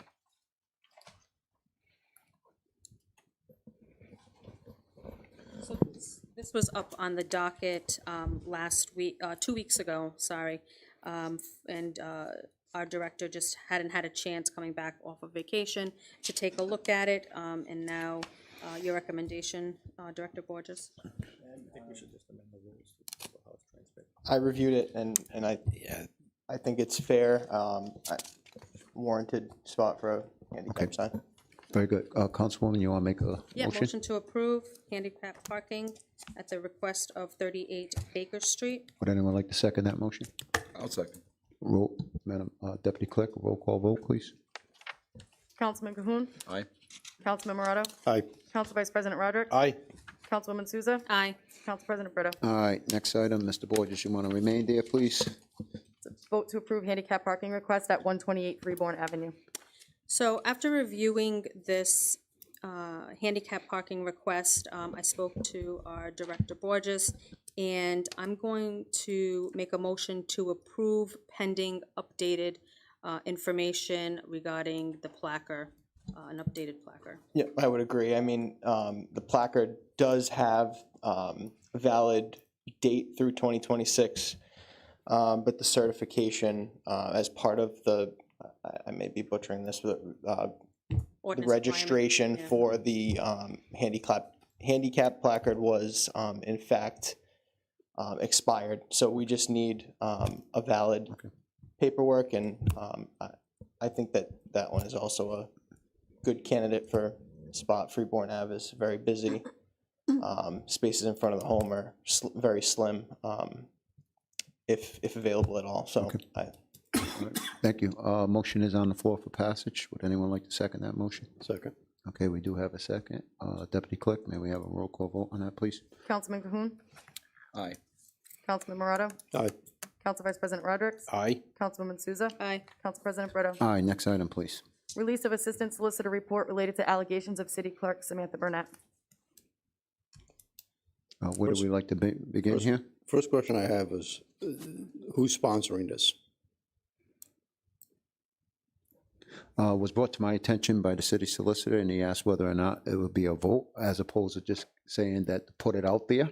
I thought it was as a privy of the council to vote on this, as opposed to just releasing it. Okay, so based on our executive session discussion, I would like to make a motion to table this for further inquiry into that document that was sent to all council members this past Saturday. Is there any further discussion before we go into a vote at this point in time? Yeah, but shouldn't we have a discussion before? There's no discussion on the motion. Okay. Would anyone like to second that? Second. Okay. Deputy Clerk? May I ask, I'm sorry, the motion is to what, to table? Correct. And the table was, the motion to table was for? Asking that that document, that memo, email, whatever you want to call it, was sent to all, we were all CC'd on it. No one responded. Last Saturday, that be looked into a little bit further. The one that we got from the clerk? Correct. Okay. Human rights. I thought we got that on Friday. I'm not being picky, I'm just, okay. So we have a motion on the floor to be tabled to the next meeting. I second it. We have a second on the motion. Deputy Clerk, may we go with a roll call? Under This is based on, let me discussion. just explain, well, he said we can't have a There's no discussion discussion. on motion on the table. It's either not to table or not to. That's the rules. That's the Robert's rule. Under clarification, does table mean that we will be asked to vote again at the next meeting? I assume if someone puts it on, yeah. As long as So the table doesn't mean that Let me it's just being- elaborate a little more so there's some clarification on this. So effective last Friday, whatever that date may have been, we as a council had received an email from the city clerk stating that her family medical leave act has been extended to October 8th.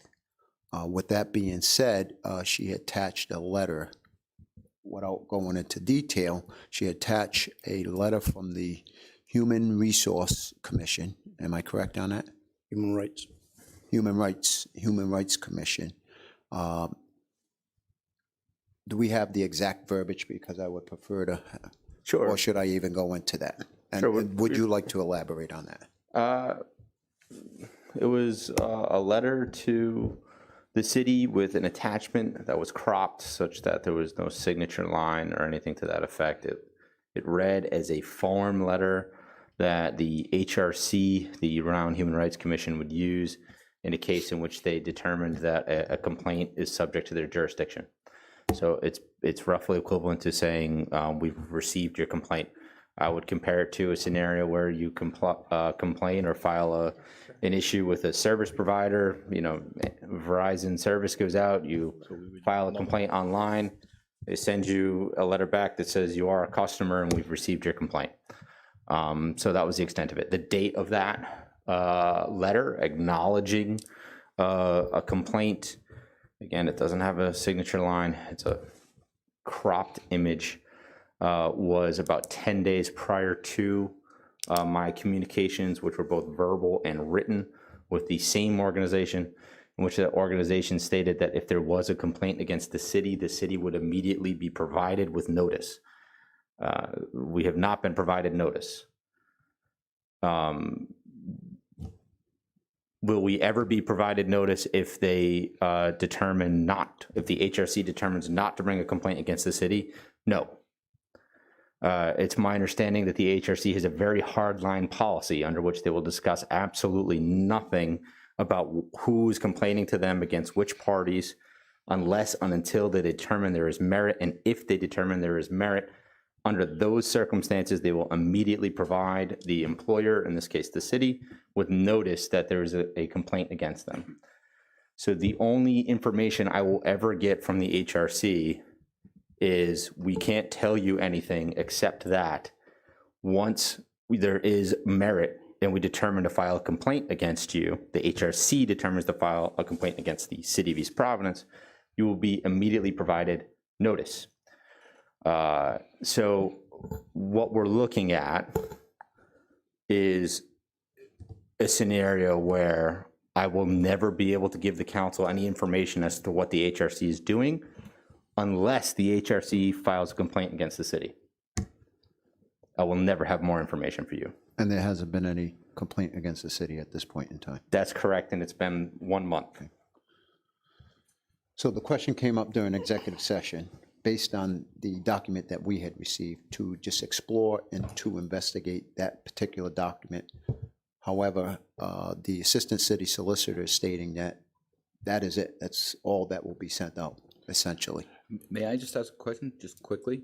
What is there a timeline by which the HRC, if the HRC determines to investigate the city, is there a timeline by which they must notify us once they make that determination? The written correspondence I have from the HRC is that it is immediate. Immediate. But to the extent that there's a timeline between when someone files a complaint and if and when they ever decide to respond to that complaint, I do not know. Well, that could be any number of days, right? They may not decide to investigate. They may need more information, right? They could ask someone for more information, that person could just not provide the information. And that request for information and failure to provide information could go on ad infinitum until we're years down the road.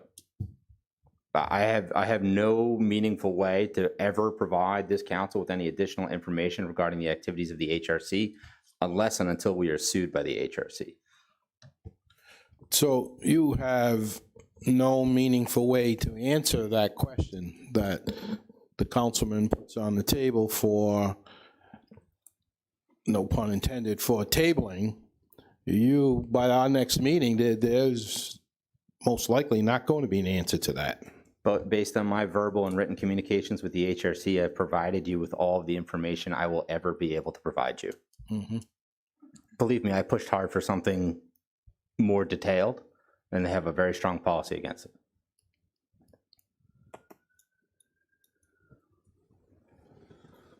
So if there's no further questions at this time, there is a motion. We have a second on that motion as well. Motion to table to the next meeting. And we'll have this on for the next meeting for a vote. Roll call, vote please. Councilman Cahoon? It doesn't sound as though there's any more information to be derived from that document. So accordingly, I vote nay on the motion to table. Councilman Morado? Aye. Council Vice President Rodrick? I'm going to vote nay. We've asked for a report. The report is concluded. Why would we not want the results? So I vote nay. Councilwoman Souza? So,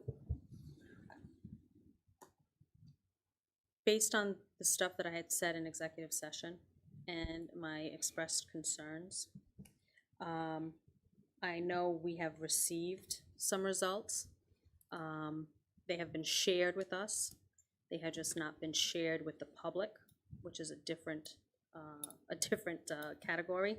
And much like other issues that have come before the city regarding personnel, and we have not discussed in the public because it's in executive session until a time certain or uncertain, because these matters take time. I am voting nay to protect my own interests. Council President Brito? I'm going to vote nay. I'm sorry, I want to rescind, make a motion to rescind my vote. I'm going to vote aye to table. Correct. I'm going to vote nay as well, and I'm going to vote nay for all the reasons that I spoke of in executive session, one of which is that the city clerk came up and presented allegations against the city. I made sure that she stated her case without any interruptions from the city as well, and I think that the city should have an opportunity to rebuke those allegations. And with that being said, I know we talk about this as a private matter or a personnel matter, but no one here made it public. The city clerk made it public by coming here and communications and standing up in front of the council and many members of the city that was here that evening. And she spoke at length about all the allegations. If I'm not mistaken, there's to be about 27 allegations, just under 30 allegations, and all of those allegations were discussed in detail. And that report actually answers the questions to all those allegations that were made.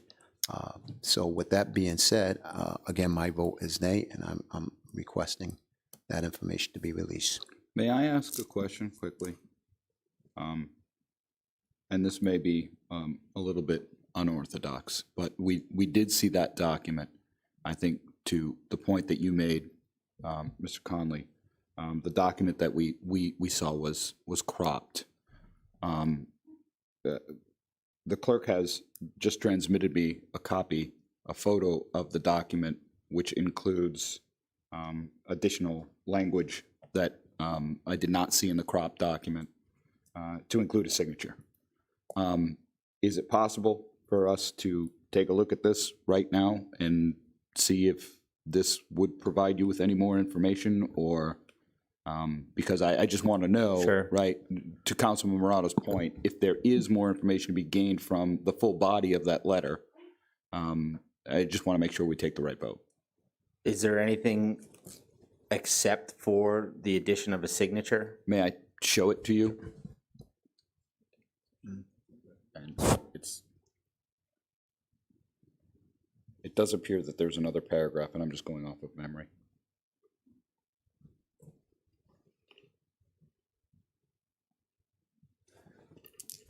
Councilman, I haven't had the opportunity. I don't have my phone with me. I haven't seen that document.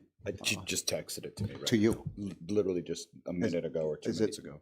Yeah, Copy to I all of haven't us or seen just you? it. It's not on the agenda. It's not. It's not. It's just you. It's apparently the same letter, so I just wanted to see if. Oh, this is.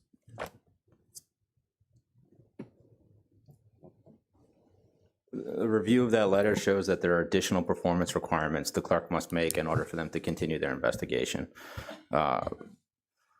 I don't have any information that she's actually performed those additional performance requirements. So this would actually lead me to believe, based on only seeing that document and not the attached document, which completes the requirement in order to have an investigation performed, that there isn't even a pending investigation, that no investigation has even been accepted. The additional information I just received makes it, in my eyes, based on the entirety of record that I've reviewed, less likely that the HRC has a current investigation ongoing.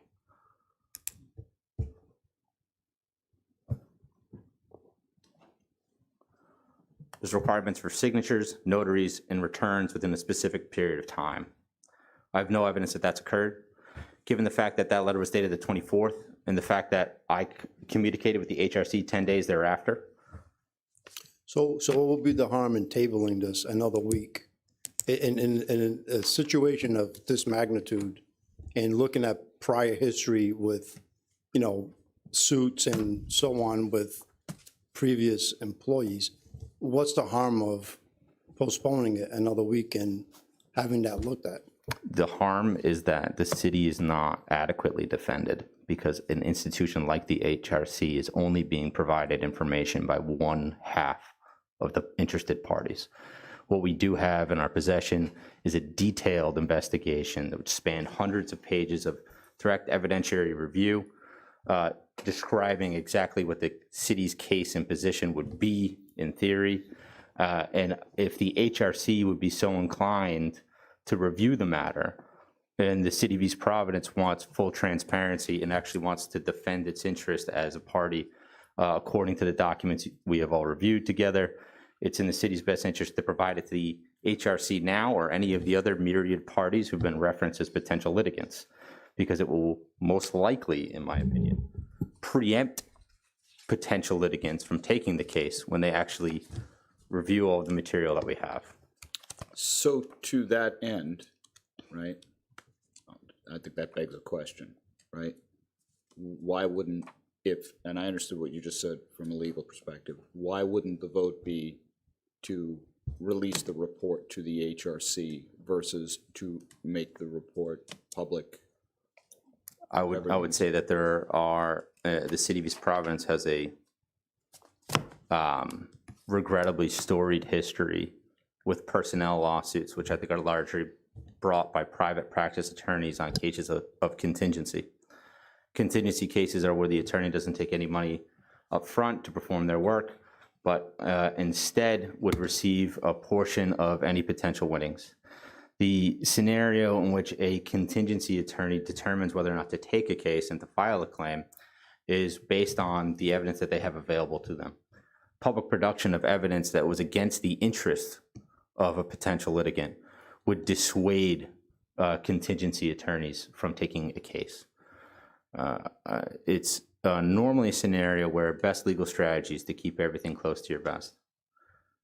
This is an atypical scenario based on the totality of the information that we've reviewed. So I will be as frank now as I was in that meeting. I see no value in not producing the documents publicly. And I actually believe the correct question is not what value there is in producing it publicly, but what value is there in holding it? Councilman Cahoon, I also received that, and it appears that it was sent to all of us, right? And I look at one of the lines, can I just read one line from there? Is that okay? That states, once a commission receives the signed and notarized charge from you, it will be sent to the respondent and therefore assigned to an investigator. So the question is, as I said, we don't know what that process is at. Why are we jeopardizing? And I get your point as to how you just explained it, putting that out there. But to me, it seems like we'd be jeopardizing. We'd be more at risk of suit and whatever else may come of this by releasing this now, when it appears that they may be a pending investigation by the human rights. No, so I would believe that, I strongly believe, unequivocally believe, that the city's at greater risk of litigation by not producing the investigation results. The investigation results, it's difficult for me to have this conversation clearly on the public record without revealing any of the content of the investigation results. But let's consider the series of allegations made in public. I would not be arguing that investigation results should be produced if the city would be exposed to liability as a result of the investigation. It's my opinion that the city is exposed to liability by failure to produce the investigation results.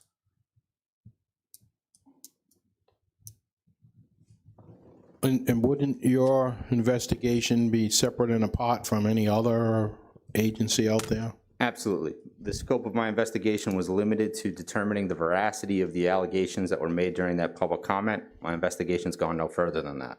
My investigation has been solely on written record. Everything in that investigation is cited to the written record, to the source documents, which I draw those conclusions from.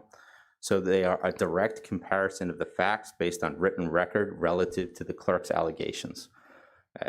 This is what you do on a motion to dismiss or a motion for summary judgment. The city has an interest in, let's imagine a hypothetical. Someone files a complaint. Someone files a complaint against the city of East Providence. It says the following 10 things have happened and they've wronged me in the following 10 ways. Do you think the city's interest in court is better going forward with or without an answer to their complaint? With or without a rebuttal to their complaint? What the city is contemplating right now is deciding not to answer or rebut a public complaint. And it eludes me as to the value of that.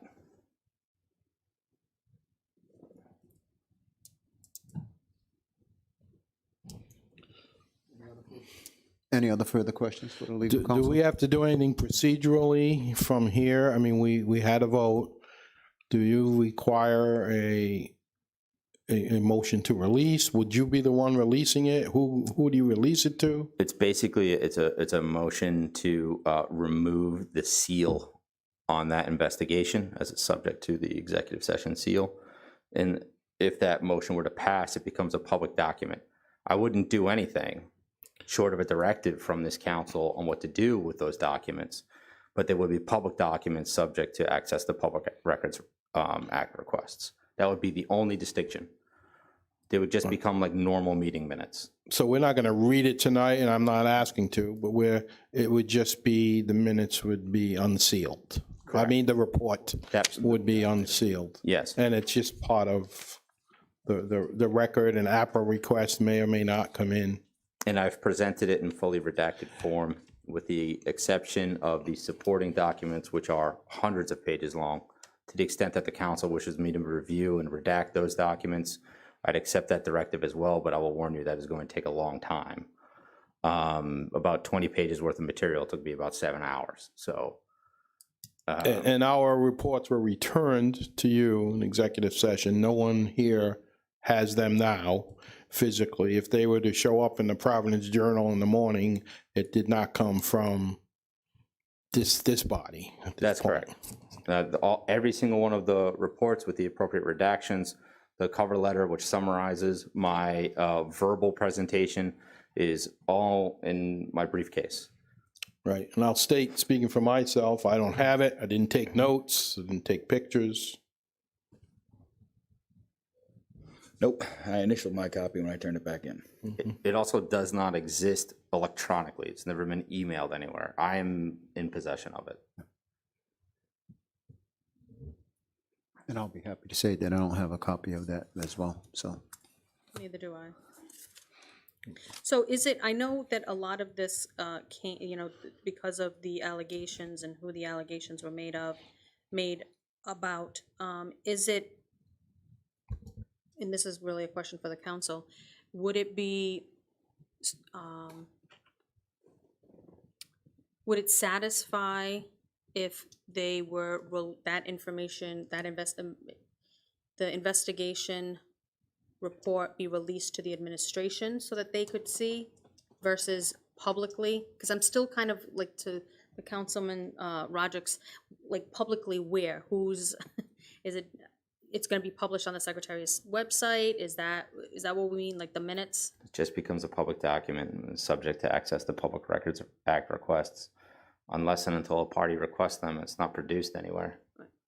Unless it's only released to a certain, unless the council only decides to release it to a certain body or agency, then it would still remain sealed except for that one.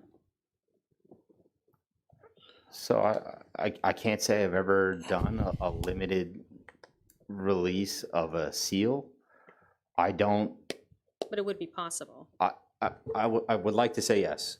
The risk of that is I would have to sit down with the Access to Public Records Act to make sure that that's the case. I mean, certainly executive session documents are produced in court in a manner which is confidential. But Mike, I don't know if you've ever done a limited executive seal release. I've never done it.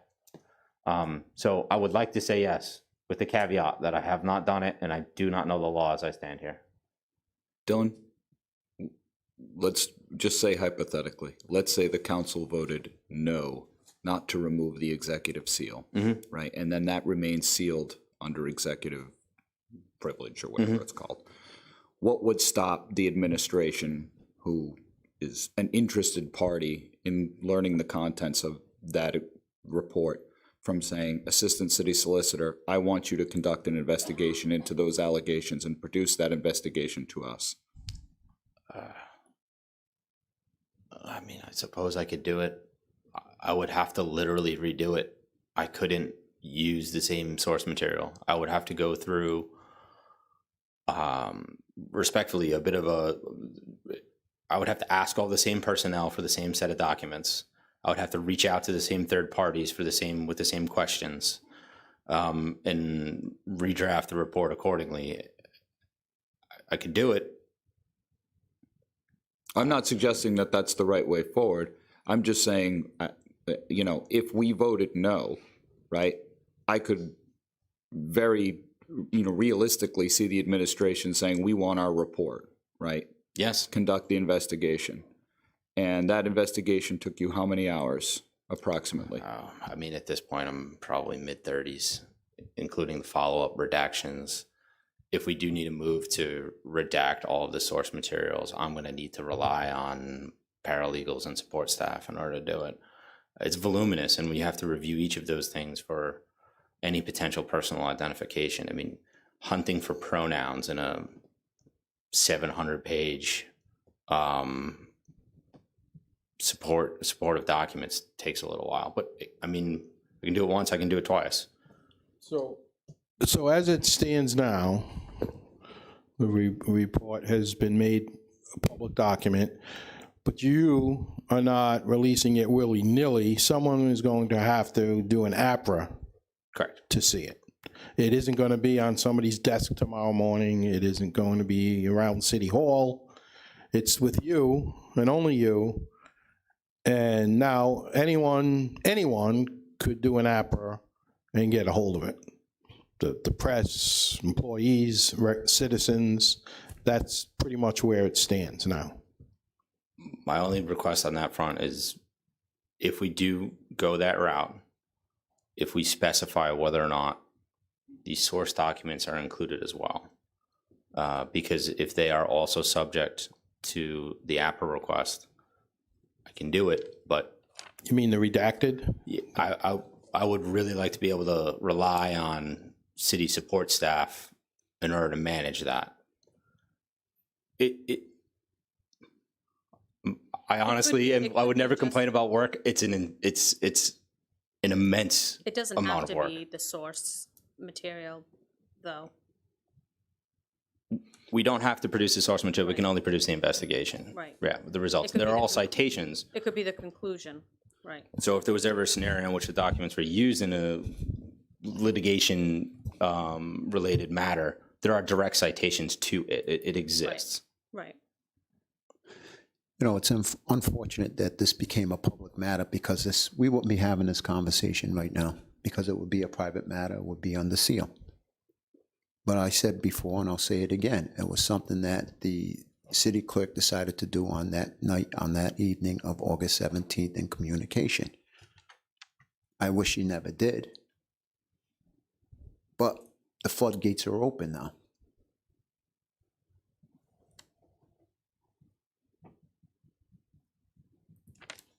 So I'm just going to share with the council, I did send an email to Dylan a couple of nights ago, and specifically being concerned about what constitutes a public document by state law, what's not a public document. You know, essentially, I always view anything produced by the city, by the public body, with taxpayer money, you know, is a taxpayer, is a public document unless certain exceptions apply. State law calls out a multitude of exceptions. Many of those are what you would imagine, obviously personally identifiable information, medical information, weird things like you can't share library records, books that you take out, which I never would have known. But if none of those apply, to me, I have a hard time seeing where something produced by the city is not a public document. I specifically asked Dylan about the client-attorney relationship. I specifically asked about certain provisions that had to do with not providing records that wouldn't be available under rule of law to an opposing party under litigation. I also asked about correspondence to elected officials by constituents, because that's one of the exceptions, right? A constituent out here says, "Hey, councilman, I need you to look at this." That would not be a public record. And you answered that question very well. I think, you know, this is with regard to the, you know, documents within that report have to do with employment. This particular issue, employment. Yes. Right. So you put my mind to rest with the fact that I don't think any of those exceptions apply, which kind of lead me to the default position of it becomes a public document because we produced it with the public's money. All of that said, I want to take a minute, and I just want to, so I haven't slept a whole lot since August 17th. And I really didn't sleep the night after we saw the initial report, whatever it was, 2 weeks ago.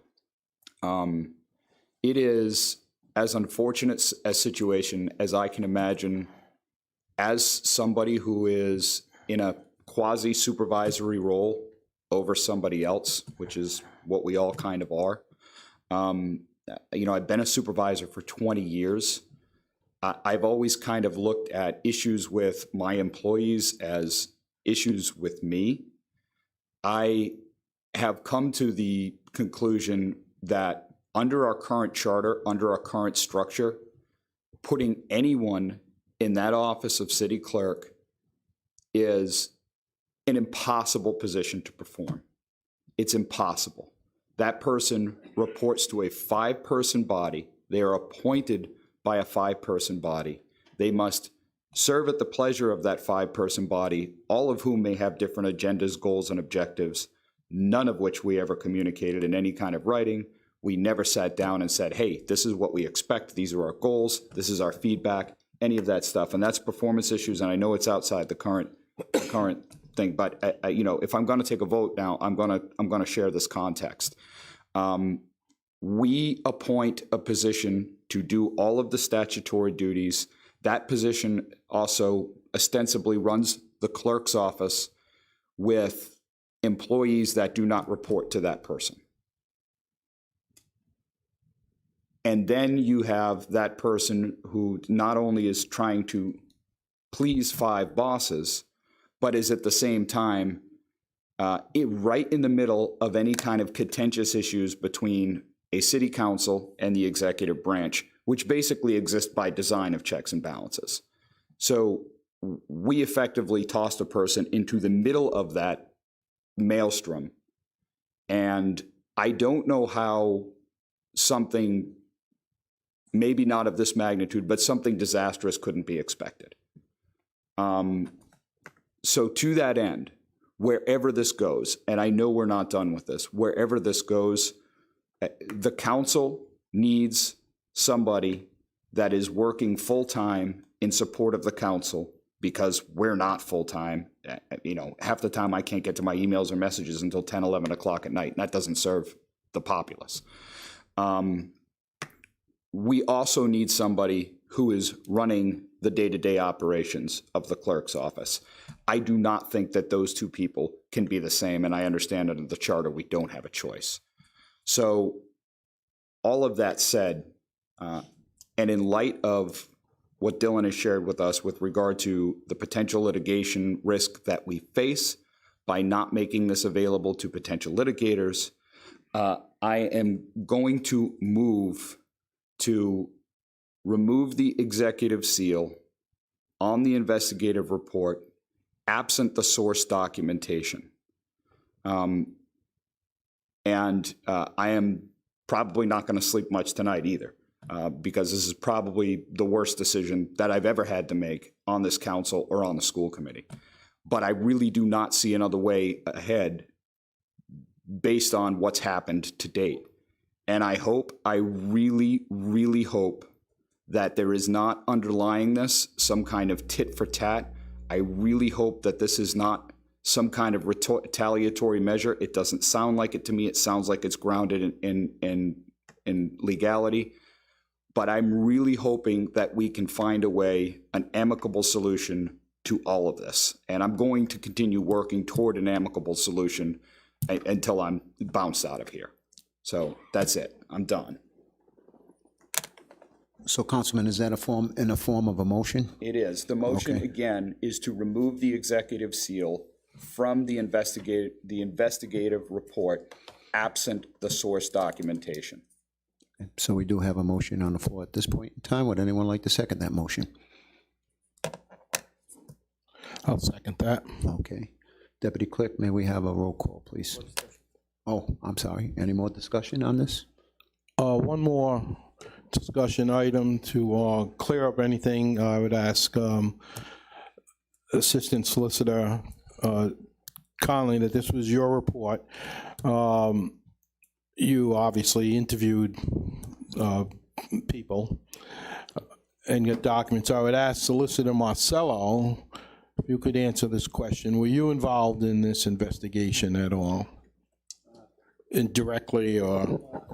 Only to the extent that the assistant solicitor asked me for some emails that I was in the chain, as you well know, that I had sent directly to the city clerk regarding some of her requests and her allegations. But no, I did not participate nor direct the assistant solicitor. I did receive the report. I saw the report along with the council when you got it. But I also have not distributed the report to anyone but the assistant solicitor or the council. That was my next question. You did not receive the report before the council. You got it that same night? I got it the same first night. Technically, I got it before you because it was in my possession, because if you recall, the solicitor was in Florida. I was in Florida, right. so You handed it out. I handed it out, yes. physically handed out. And from that, it was in my drawer, went to your office. I collected the copies, put them back in my office, gave the full copy back to the assistant solicitor. I mean, as you know, I was part of the subject of the investigation, so I did not participate in the investigation because I didn't feel it would be appropriate. No, I'm prepared to vote. I would just echo some of Councilman Cahoon, and I think we all have these feelings. This is not an easy decision, hasn't been. This is a person I've worked closely with, and I hope we can work it out yet. Maybe the day is not done. However, we asked for a report. It's concluded.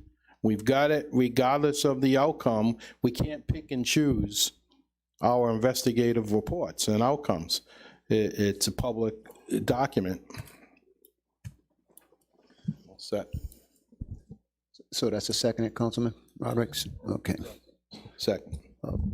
Deputy Clerk, may we have a roll call on this, please? Councilman Cahoon, Aye. Councilman Morato, Nay. Council Vice President Rodrick, Aye. Councilwoman Souza, Nay. Council President Brito. Aye. Thank you.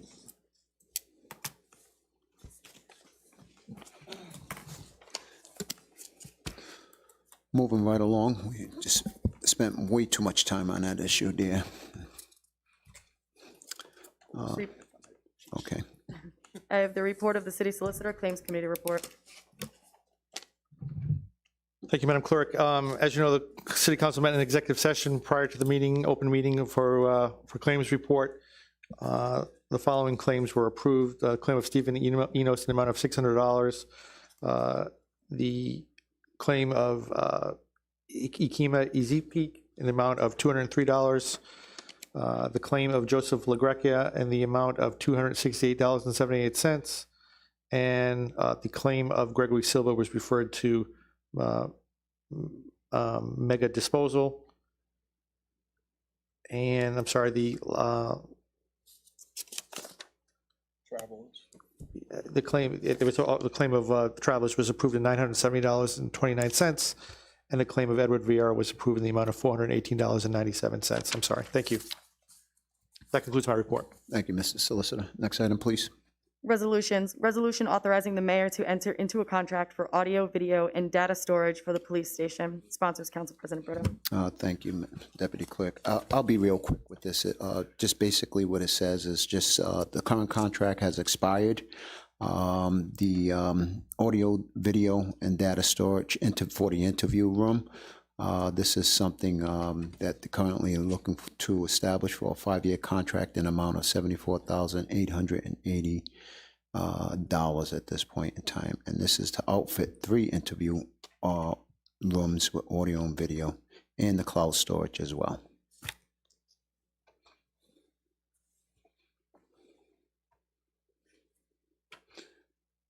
We wait for Councilman Cahoon to return.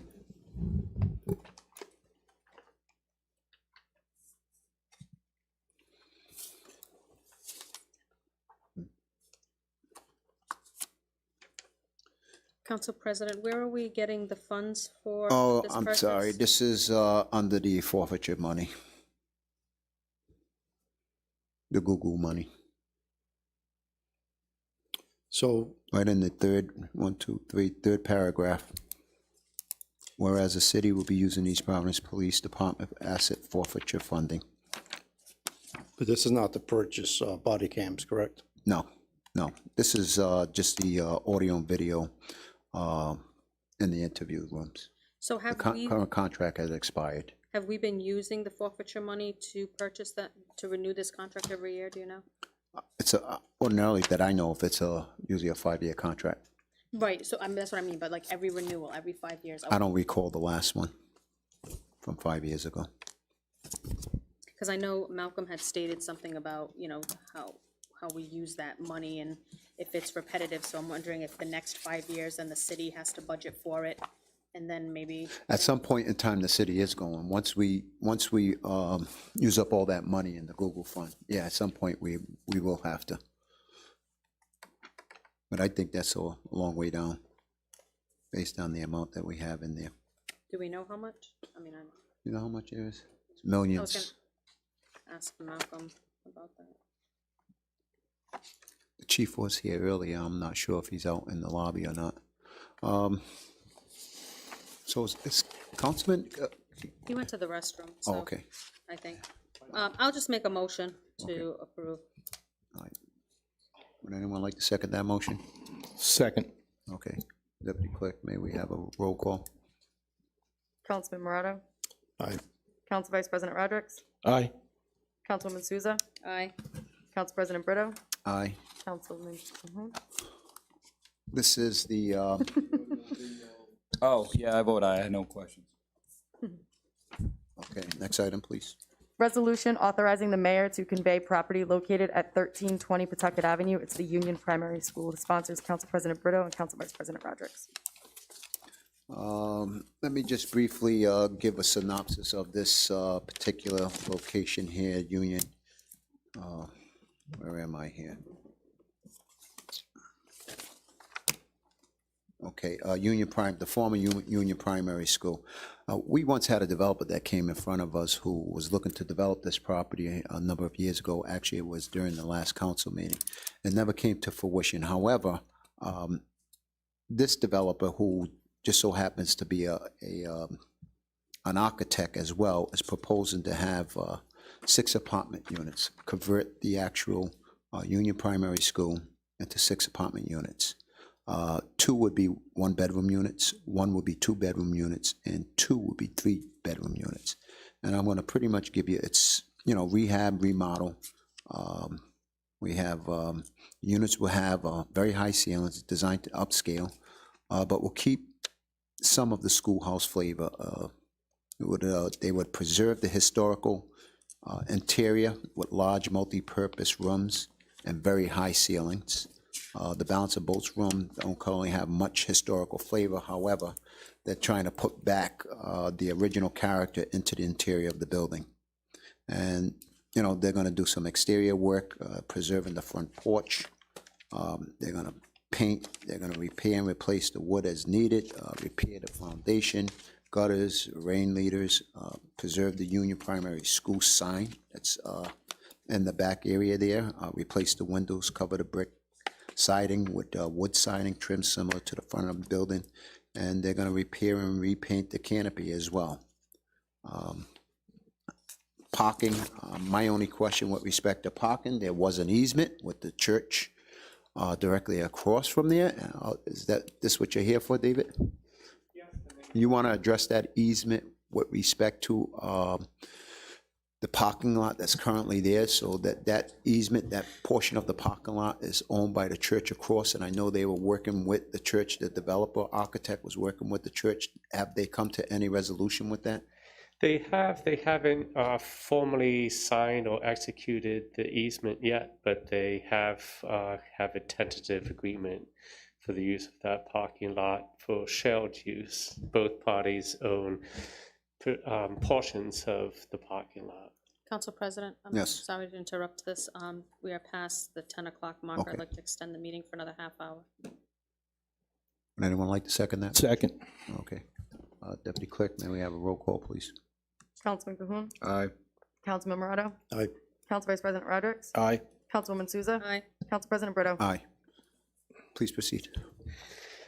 So I believe that will move forward as a contingent of the purchase and sales, that draft purchase and sales that's in place. The sales funds that the city will realize from these is part of the community development block grant funds that were originally invested back in the 90s through the HUD, Housing and Urban Development. So as regulatory, the funds need to come back to that same programming. And this particular architect is going to preserve the historical characteristics of the building as well. Yes, definitely. The exterior will be preserved as the historic characteristics, absolutely. Mr. President, go ahead, can you finish? No, I was just going to talk about how the plans itself is about 75% completed of the plans. From my understanding, there is a purchase and sales agreement that you're currently working with. So that's what we're asking you. Yep. Okay. I just wanted to add why I asked to be involved as a sponsor as well. I've been familiar with several proposals for this building through the years. As everyone knows, it used to be a school, primary school. It is now in a historic places register, or parts of it are. It's been sitting empty and vacant and starting to deteriorate. And at one point, after other things fell through, it was 98% approved to be the new school administration building. In fact, Director Catelli had already made plans, put some money into the building. I think there was a new heating system installed. It needed some work, but it would have been, there was some question about is it centrally located for that purpose, but there was parking in the back. The student registration center was going to be in the back where people would be able to pull up, register, and then leave without having to go through the building. The city stopped that project years ago, for whatever reasons, and it's been, again, sitting vacant. So this seems to me to be a nice plan. We're not talking about a mega development. We're talking about 6 or so apartments, not very large. There's a need for it in the area. They're going to keep the historic value character of the outside of the building. The alternative is to do nothing and let it rot away. And that's why I jumped aboard as well. And just one quick note that I failed to mention is that the developer architect is David Sisson, and he's local. He's right on Taunton Avenue here in East Providence, so it's a local developer who's looking to purchase this and redevelop it. Any questions from the council? How was the developer chosen for this? Did it go out? We sent out a request for proposals, and then those proposals were scored based on our scoring criteria. And this developer was scored highest of the proposals that we received. The mayor made the final decision, but it was in keeping with the scored criteria. Councilman Rodrick, you say that this process has been an ongoing one, pretty long. Right, looking for people to the point where the city said, well, let's make it the school administration building and, get them out of here. This never really worked well. And then I can't really recall why it didn't happen. I mean, I was in the building, it was planned. They were starting to move furniture, and it just ended. Might have been a cost factor. And yeah, I think they got as far as putting in a new gas main to the building. Yeah. And it stopped there. Yeah, I walked through this building. The only thing I would like to add, and I know we can't do it, but I've made this statement before with developments in the city. Someday, some year, I'd like to see timetables attached. We now have a few projects in the city. I keep talking about the Capianato project on Newport Avenue, which I think was a beautiful mixed use. And it's been years now. We haven't seen a shovel in the ground. And I know COVID hit. I know projects across the country, across the world have been stalled. I'm waiting for delivery of an appliance at home, and we keep getting told another month, another 3 months. Computer chips, you can't get a car because of computer chips and other things. But hopefully they will be urged to get to work on this building as soon as possible. I guess we can't lock them into a timetable, but someday I'd like to see us tie developers into some kind of a... Actually, to that point, I spoke to the developer today to see if we couldn't include a contingency in the P&S for a 6 to 12 month time frame.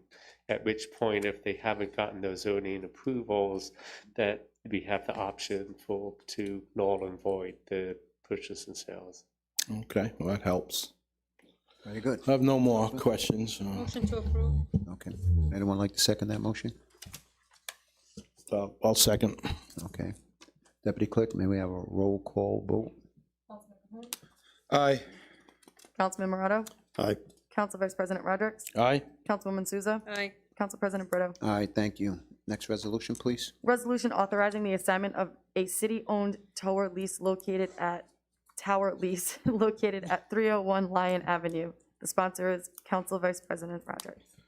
Well, thank you, Madam Deputy Clerk. Mr. President, this was a previously approved lease and a resolution, I should say.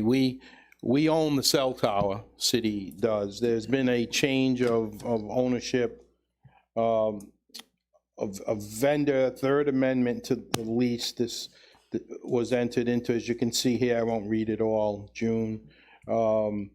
And we're looking to And I agree with this. I think it helps out. Pierce Field is a great site when we're not putting it, it's not next to homes per se.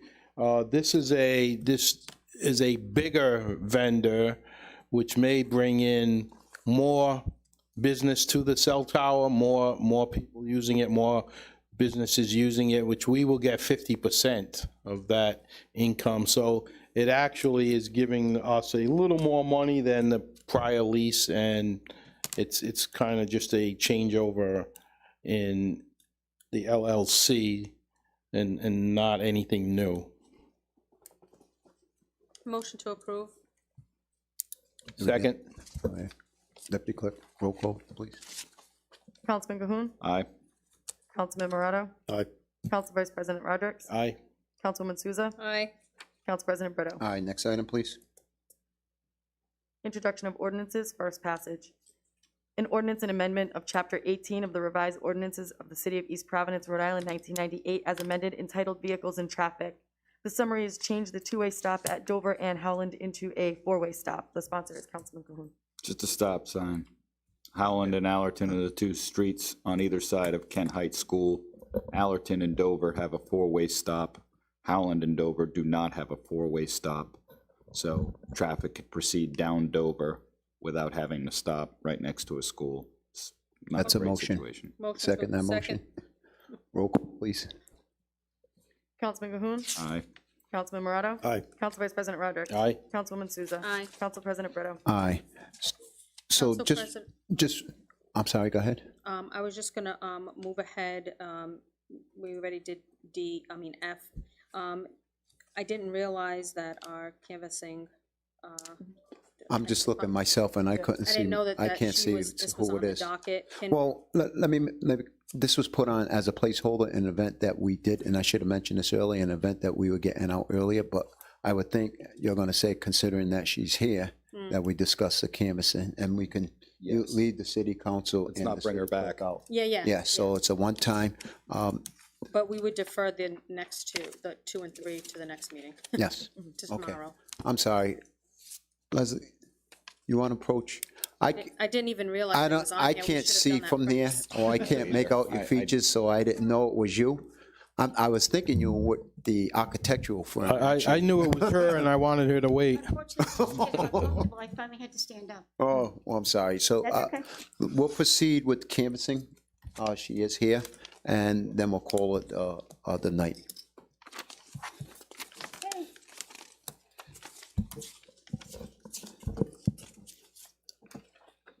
You may proceed. Let me just real quickly, what page are we on here? 28. 28, okay. For those of you who are watching, we're on page 28 of the budget book.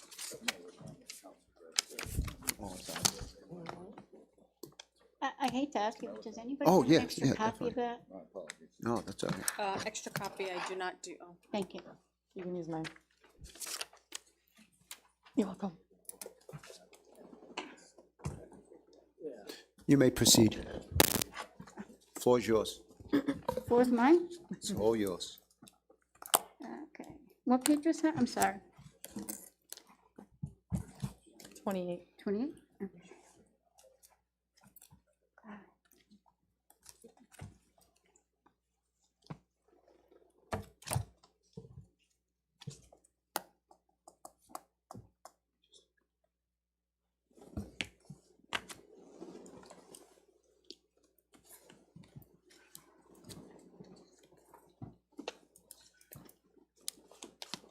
Leslie, may I ask a question? Sure. We're going from 2 full-time equivalents to 3. The proposed budget is 3. Correct. Can you just tell us a little bit about what that additional person is going to do? What happened is we were going to have 2 part-time people. We had Karen in our office, and we were hiring another part-time person. Karen decided to leave. So as she approached to leave, we needed to hire 2 people as part-time. At the time, we had a person from the police department who came in to help during the November election. the office asked, the canvassing authority, myself, asked if she could stay till the end of November. I'm not quite sure what perceived happened over there with union stuff and whatever. But instead of putting 2 part-timers, we went through the HR department and put in a thing for someone to be hired in the office. This person applied for the position, went through all the channels, and they decided to hire a full-time person. And the canvassing authority hired this person. They do the same thing that we were doing before. And then presumably, I would presume that the benefits increases were because of the Correct. the salary increase. But it also was I don't know if I'm using the right terminology, a kind of a lateral move from the police department. Gotcha. Okay. And coming up on, 2022 being an election year, 2022 being right in the middle of this proposed budget year, certainly next year is anticipated to be a busy year for you folks. Correct. Because every city elected official is up for reelection or Correct. new. Yes. Okay. Plus, we have 2 additional charter people that will be elected through the city for the Charter Commission. That's correct. Yeah, that's right. There will be a certain amount appointed by the mayor, I guess, by the council, and then there will be 2 that will be elected, so there will be more additional It's people. actually 5 that's going to be elected. Is it 5? One from each ward and 1 at large. But I think you answered that, but I didn't catch. How many people are full-time canvass? There's 3 of us, myself and 2 staff. And you're looking for a 4th person? No. The 2 part-time, the part-time position of the 35,000 has been eliminated. Correct, but the pay went up from 99,000 to 148,000. That's because of the full-time position and the benefits. How many people did you have last year? I had my 2 full-timers and 1 part-time. So why can't we keep 2 full-time and 1 part-time again for this year? Because I'm not saying that you guys are not busy, obviously you are, and you're gonna be busy coming up. When I look at departments, I compare whether it be the mayor's office or your department to, like, let's say Woonsocket, they only have 2 people. And that city is very similar to ours in size and population. I'm trying to justify why you would need a 3rd full-timer and a salary increase from 99 to 148. I understand contractual obligations, but that's a huge jump. And to still have the same amount of people from last year. It's not as if you're asking to, you want to add a 4th person. You still have 3 people, and the salaries jumped up quite a bit. So wouldn't it be more economic to keep 2 in a part-time, an opening for a part-time when needed for the busy seasons, which are coming up? Yes and no. It was laterally moved to, because this person was already, I didn't have to train them. I didn't have to do it. They had worked in the position before and they were hired by the board.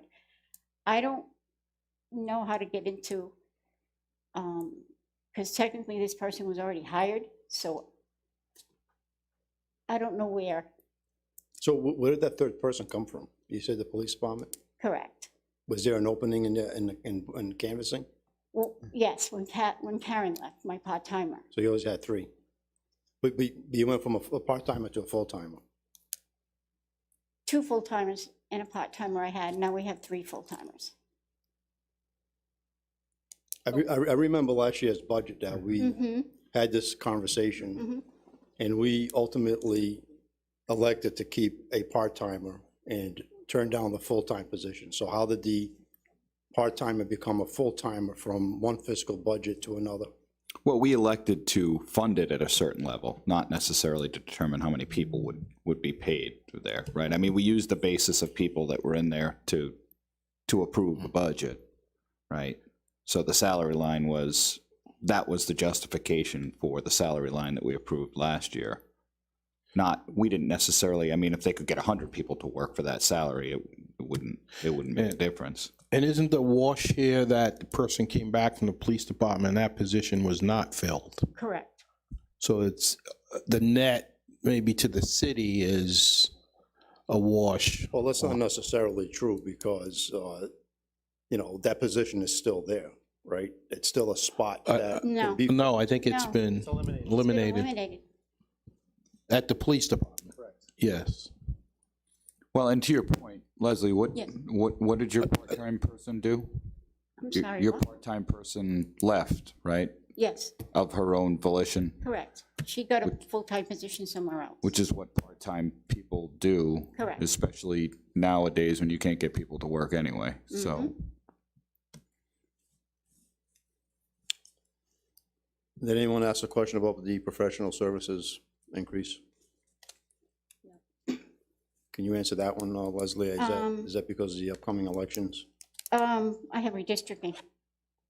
Okay. So when I looked at other cities and towns and we're looking at redistricting, we looked at the figures. And let's say Pawtucket is similar to us. They just got Oakridge, which Oakridge did in 2012 for us, did it at 22,000. So I budgeted 20,000 for us because we're a little bit under as far as census. Right now, I have done an RFP. It is sitting with purchasing. They're working on it. So we'll find out once that goes out to bid exactly what the price could be. It could be 15,000, it could be 18,000, it could be 19,000. I just budgeted 20 to be safe. It's 63,000. Correct. The 32,000 is for poll workers. Okay. So, It's for what? I'm sorry. poll workers? Oh. So this is a census year. Because council is elected by wards, depending upon where the census comes out, each ward has to be, don't quote me on this number, but within 3% of each ward. In other words, you can't have a delta of 3% more or 3% less than the neighboring ward, because it's one person, one vote, so the wards have to be equal in number. So the state is going through their redistricting at the State House and the Senate and the House, and those districts will be withdrawn. And then within that, the cities and towns also have to ensure that their individual wards are within a delta of 3%. You can't have one councilman represent 10,000 people and then the neighboring ward represent 5. They've got to be somewhat equal. So we're required to go through this process. It may turn out to be not a big deal to draw the lines, but we have to at least verify that we're in that delta. Will then that need to change in the ordinance or charter? Because I know it's in the charter, the wards are laid out by what streets. Yeah, we'll have to do that eventually. Yeah, it'll based on, so once the, Company is hired, then the board of canvassers, the company will approach the council and you will do your, they will present their yeah, presentation to you. and they'll give it, they generally have given us the street, the boundaries.